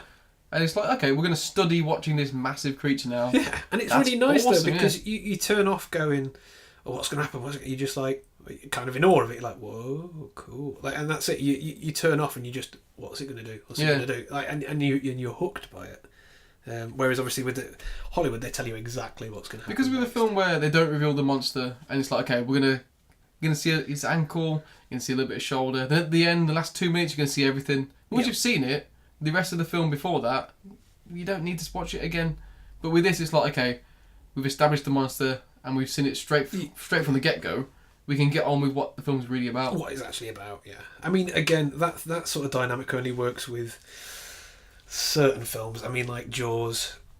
Again, I mean, that's more likely a budgetary concern on their part anyway. But the fact that with that, it gets away because it's fucking under the water, isn't it? It's not going to be just walking down the high street, but that lends itself to the fear inherent in the shark, is that you don't know it's there until it's there, and that's why that works. Yeah, and the only other option is that they do it because they can't afford to put the money on the budget for the effects. Yeah, it works with like the original Alien, for instance. You don't really see the alien in its entirety until the last few scenes. You see snapshots. But that's right. That's because again, these films rely on suspense. Yeah, it's a suspense. It's the worry of it's going to pop out. That's the thing. This film doesn't have suspense. How do you miss this guy? You're not going to be like, I wonder, oh, he's there. Like, you're going to see this guy about 20 minutes before you get in the area. And that's the thing that really bothers me with modern incarnations. This like Cloverfield. you see that handy cam thing. Oh, I move past quick. Oh, it's like you'd know exactly where it is because it's the size of all the buildings in the town. Yeah, it's not one of those. It can just go to ground and it's disappeared. Yeah. Where is it hiding now? Well, nowhere because it's that big. Yeah, exactly. Yeah. I mean that only works, like I say, with your small level demons, like, like gremlins and critters, Ghosts, things that can ghosts, chuck under a table, all of that sort of crap. And let's say serial killer man in a mask. Those can all Don't have forget possessions. Possessions and ghosts. Maybe. All right. Yeah. But all these ethereal things that can have super speed or blah, blah, blah, there's something supernatural about them that allows them to do this. But any King Colossi do not have the ability to fucking disappear. Hide, yeah. Unless it's one of those fun ones that get you, and it's kind of where it's like if it was Godzilla or whatever, and you like look past the building, you're like, I can't see him, and then you just realise, no, that's him. He's not a building. He's a building. Attack of the Killer building. Yeah, exactly. Like I'm just going to sit on this park bench. Oh, it's a fucking toe. See, now I've just thought of Honey, I Blew Up the Kid. Oh, Rick Moranis. I love that guy. He is great. I love that he stopped acting, and not in a harsh way. His wife got ill. Yeah, I think. Yeah. I think he. I don't mean like thank God that guy. No. But I mean, I love that he's one of the guys that didn't go like he could have made $1 million doing crap films forevermore, but he chose to focus on his family and his life. Yeah, good luck. Normal bloke. There you go. But anyway, what's going on with Godzilla? Are we anywhere? No. I really enjoyed it. Yeah. My only negatives of it are I don't really know. I suppose the ratio to Godzilla in the office scenes, but again, I think it worked. I think if there were more, I wouldn't have enjoyed it as much. It did have that little bit of suspense to want to see, because the suspense was what's he going to evolve into next. It would have been nice if there was actually something slightly more. At one point, and this might be one of the negatives, because I actually don't have any now. I'm looking at them. I've realised I've covered them all. All my negatives are positives. I've dissuaded them. Yeah, exactly. Yeah. But at one point, when he's just stood there chilling, one of the guys says to him, "He can do that." He was like, "He could sprout wings and fly over the ocean." I was like, "Oh, go on then." I'll see that. But I think there was just some sort of parts that probably could have been elaborated on a bit more or pursued in. Not that one specifically, but maybe some little more aspects that could have given you a bit more offshoot, a bit more intensity to the story in some terms. I think I needed it. I wanted more of a reason for him turning up in this day and age. I think that's the only thing that was lacking was actually Godzilla's motivation. Yeah, which is a bit because again, it's not even about him. This story, like I say, it was really prevalent back when it first came out, and I know it still is now for all the things he stands for, and the way they beat him, which I believe is, it kind of tries to focus on Japanese industry because basically the workforce destroy him. It's all about the trains. It's about the cargo trucks. It's about the tankers and the science. It's all it's working together as this one big unit. I mean, I wouldn't call it propaganda exactly, but it's basically it's kind of a love letter to Japan and how industrious. If I knew what was going on in Japan at the time it was made, I don't know. Maybe they're having problems and things are being outsourced. They're losing their. Maybe like some sort of Brexit's happening. I don't know. Again, I think it's just a reassurance. I think it's something that keeps happening because it still feels very relevant to. I'm not saying the country of Japan, but obviously the filmmakers and the guys. It's their work ethic, culture. It's all rolled into. Well, it's that, but I mean, in terms of what Godzilla represents to certain people or whatever. I mean, obviously, maybe we're reading into it too much. I mean, we can't really say on some aspects, but to me, obviously, he represents that need for the Japanese people to feel related or in touch with nature.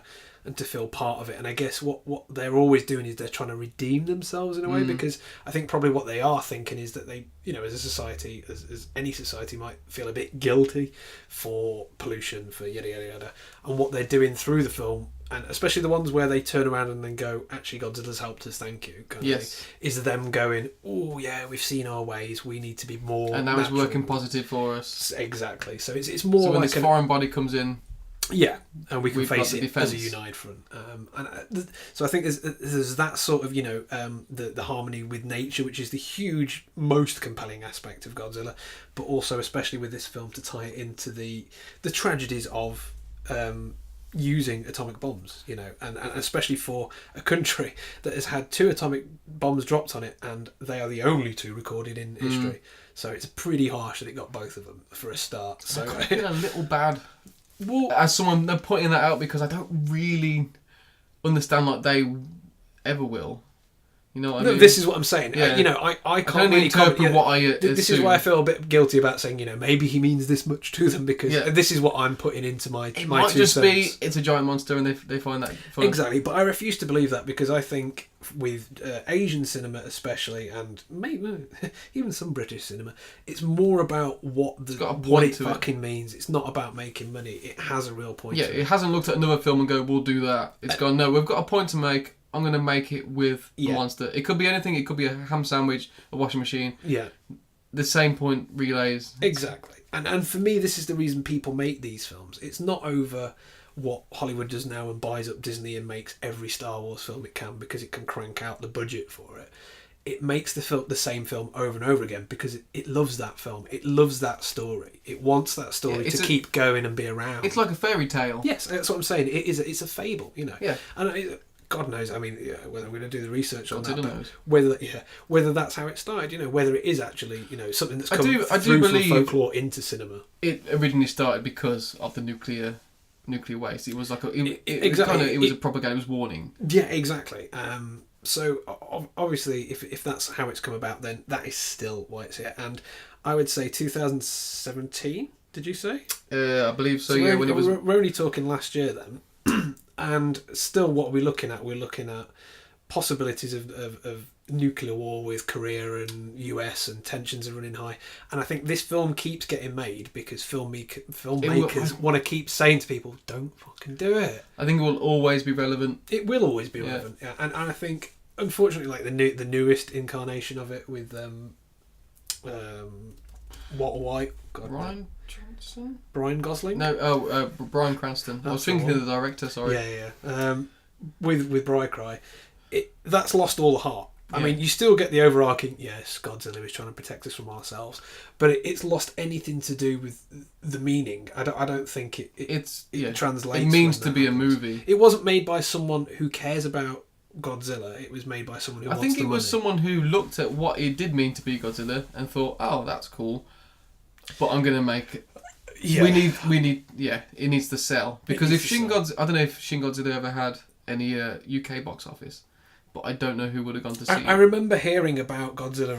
Was it Resurgence? Same one. Yeah, that's what I'm saying. Whatever it was called Resurgence. I remember hearing about it. I don't remember ever seeing it advertised or actually going through for anything. No. But I'm bloody glad I watched it. Because, again, right, negatives. Unfortunately, I went for the original creature design with the goggly eyes. You know what? I don't mind that. That's taken off the list. I like that. It surprised me that it wasn't, the bad guy, and they did completely change it round. Yeah. And if he was a big fish, he might look like that. Yeah, exactly. Yeah. And then my other 2 points... It was completely redeemed. Yeah. My other 2 points, I realised they're the same exact point.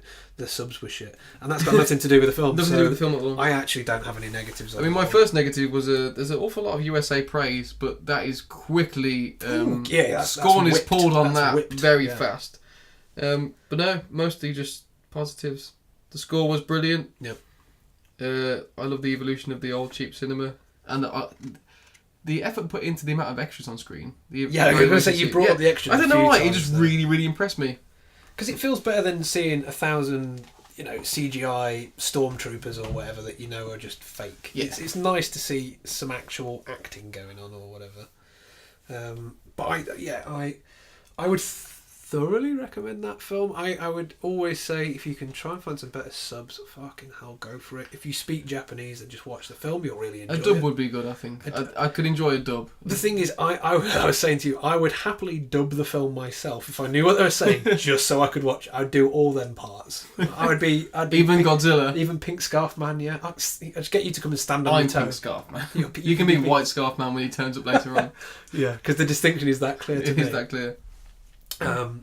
But no, I think it was a fantastic film. Again, way 1,000 times better than the newest Godzilla film. I know a lot of people will probably say, there's too much office-y crap in it. Because you can go into it thinking that, but again, if you've got the right translation or whatever, I think those scenes are going to be compelling enough for you to watch. Because again, I was out, I couldn't really get into that because I was making notes. It's the rare. Watching it. It's one of the rare films that I didn't enjoy the first half as much until I saw the second half, and then And it made you appreciate Yeah, I it, really yeah. enjoyed it in retrospect. Well, I can't say I didn't enjoy the first No, half. but I don't know. It made me enjoy. Okay, it made me enjoy it more. Yeah. Yeah, maybe I want to kind of go back and watch the first half again. You know what? I actually think I will. I think I'll go back to it because I've still got it. I'll at least watch the awesome 1 hour in scene where back lasers. Oh, it's so cool. Yeah. Worth it just for that. All them 2 hours worth it We for them haven't 5 seen minutes. that. Hasn't come out. That hasn't happened before, right? Godzilla's never thrown shit from his back before that I can remember. I don't remember. Probably. Maybe in the new one he does like some stupid EMP blast or something like that. Or... In the American one, I think the most he does is he has his mouth beaten because he screams down the mouth of the other. But only good bit of that whole film because Yeah. he actually He breaks the its- jaw, he Oh. snaps it over and then blows him up. Like Godzilla is badass. No matter what crap film he's in, like he's not taking stick. He was good in that. He did a good job. I think he deserved it. But obviously he was working with what he was working. Yeah. Because again, the character. Well, I'm wearing the goddamn t-shirt now. I love the man. He's one of my favourite, let's say, anti-heroes, heroes, or whatever you want to call them. Because he goes hand in hand with for one of my favourite comic book characters is the Thing or Swamp Thing. Sorry. Swamp Thing. And it's the same thing. You know, a scientist gets messed around with nuclear waste, or he's working on something. You know, the mafia blows him up. He gets disintegrated, becomes part plant, whatever. But he becomes again a guardian. You know, a guardian of Earth. You know, he's not sticking up for people, and especially in his character, on both characters, they don't care about humanity. Humanity is not the important thing. It's the planet. It's the Earth. That's what matters. You take care of that, everything else will fall into suit. Which is why I love these characters and films like this and naturistic-y, feely films. Because that is the only one constant true story, is that we just keep fucking shit up. Yep. And we do need, unfortunately, we need an extinction. We need something, whether it unfortunately is another world war or something, you know, there's got to be a common enemy because we can't get on, unfortunately. And that's what happens with your Godzilla character, is that you get unification because there's a common enemy. Everything needs a kick up the arse if it's not going well. That's what all these films are, is a kick up the arse. And people need a kick up the arse. Yeah. But unfortunately, we get one of those quite regularly. We still don't do anything about it. I mean, that's being British. We got a couple. We got Brexit and Trump. We got a battering a couple of years ago, and they lowered all the size of chocolate bars. Wankers. How big are these? Right, we're having one of these wagon wheels. Don't even look at the wagon wheels. Right, well, they're more like, I don't know, pram wheels. But at this point, pram wheels. That is definitely not a wagon wheel. That's the tiniest damn wagon I ever saw. Sorry, the tradition has become wagon wheel and a cup of tea. Yeah. In the attic, but I'm just not sure anymore. You're not sure anymore? Oh. I mean, have you seen a Club Biscuit? Well, you can leave them here. I haven't had a club for years. Well, you won't. Why are they stopped? Squeaky chair. No, but they're just so small. You can't even see them from like an arm's length. Oh. But no, I think that pretty much wraps up Shin Godzilla. I think we both really enjoyed it. Yeah, I mean, and it's nice when that happens. And again, we've had a good run so far because Black Rain was thoroughly enjoyable. Yeah, I realised that I chose the last two films and they were both set in Japan. I think it's a good run though, because I was going to say to you, well, we should do basically Japanese influence or Japanese cinema or something like that, or called Ridley Scott films or something like that. But yeah, I think at the minute I'd really like to do films by kind of well-known directors that aren't really in the public eye. Because I have a small list of those. So, well, I just guess lesser known films then, because realistically, people, if you're listening to this, probably aren't going to be watching the film or watched the film 10 years ago. Yeah, I think I think for this film specifically, you'd have watched it, enjoyed it, probably thought no one else has seen it, and want to hear people talk about it. Yeah. And you love that laptop guy and pink scarf guy just as much as us at this point. We all love laptop spinning chair guy. Oh my god, he's amazing. But I did have one of two suggestions for our next film we should talk about. Ooh. I mean, feel free to shoot these down because I chose the last two. So it is your turn. Oh. So the first film is one we've spoke about in the last review, I believe, which is Angel Heart. Okay. Which is I have seen it, and Oh, I really do enjoy it. But it holds a relevancy to me because it was made in 1987, which is the year I was born, and I share a birthday with Mickey Rourke. So for me, that's my movie. That's pretty special. So that's option A. You've got to contend with that. Angel Heart, yeah. The second film, which I was thinking, what's really popular in today's film industry? What's being churned out all the time? See if you can have a little think. What's being churned out all the time? What do we have left, right, and centre all the time now, which weren't popular? Well, so it's going to be a superhero. A superhero film. So yeah, before it's Duckman, I swear. Not Duckman. Howard the Duck, I swear. It's not Howard the Duck. Because I've seen that. It's before Howard the Duck. I was thinking maybe because you have, the tenner-penny now superhero films, but no one remembers the old ones, the really old, the shit they churned out. I thought it was going to be the Dolph Lundgren Punisher or something like that. Was he Punisher? Or was it Dolph Lundgren? No, he was He-Man. He was He-Man. No, but he wasn't the Punisher, but he was in one of the early Punishers. Wow. No, it's a film I've never seen, or hadn't heard of until yesterday, which is The Meteor Man. Oh, Meteor Man. No, I thought you might have said Dark Man at the last minute then, but no, Dark Man's good. Meteor Man. Yeah. Meteor Man, which is looks very much like Black Lightning, with a co-starring role from Bill Cosby. Cosby's actually in it. Yeah, Cosby is in it. The hot Cosby. So, yeah, you got a choice there. You can have Angel Heart, which I already know I love, and is a good movie, and I kind of want you to watch so we can talk about it. Or we've got The Meteor Man, which I think is full of rappers, Bill Cosby. Sorry, because obviously I've Googled it. I'm just looking at Robert Townsend in his game. Yes. James Earl Jones. James Earl Jones is in it, Eddie Griffin. Damn. I mean, if you watch the trailer... Don Cheadle. Really? Yeah. Wow, okay, I didn't see that in the trailer. But no, I haven't seen this film, and Eddie Griffin, Jesus. What year are we talking? What year? 93. 93. Initial release, 6th of August 93. Well, that looks like it might be a comedy. I think it is. It's a comedy. It's a family comedy. It's got a lot of dancing and singing from the trailer. You know what? This one might not be worth it, but I'll watch it and we can have a chat about it. And if it's any worth actually discussing, then we'll talk about it. Because I think this one we just basically go, yeah, quite funny, wasn't it?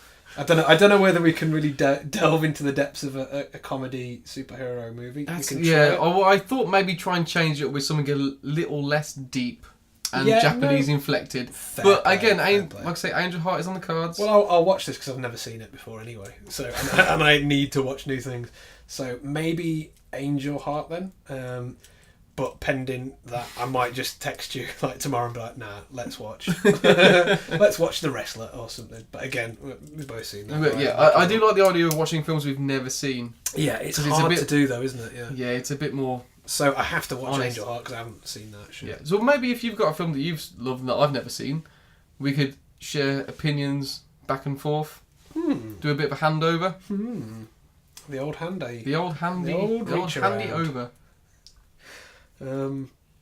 Well, yeah, sound then. Well, okay. Well, I shall let you know, and obviously we'll find out next time because you're listening to the subbing thing. Maybe. So tune in next time when we watch Austin Powers 2: The Spy Who Shagged Me. Yes. I've been meaning to watch that. I'm just going to watch Evolution. I think we've rambled far enough on Shin Godzilla. A thumbs up. 2 thumbs up. 2 thumbs in up. In the big 80s style. Tom and Dan in the attic. Yeah. Ta-ra a bit then. Ta-ra, yeah.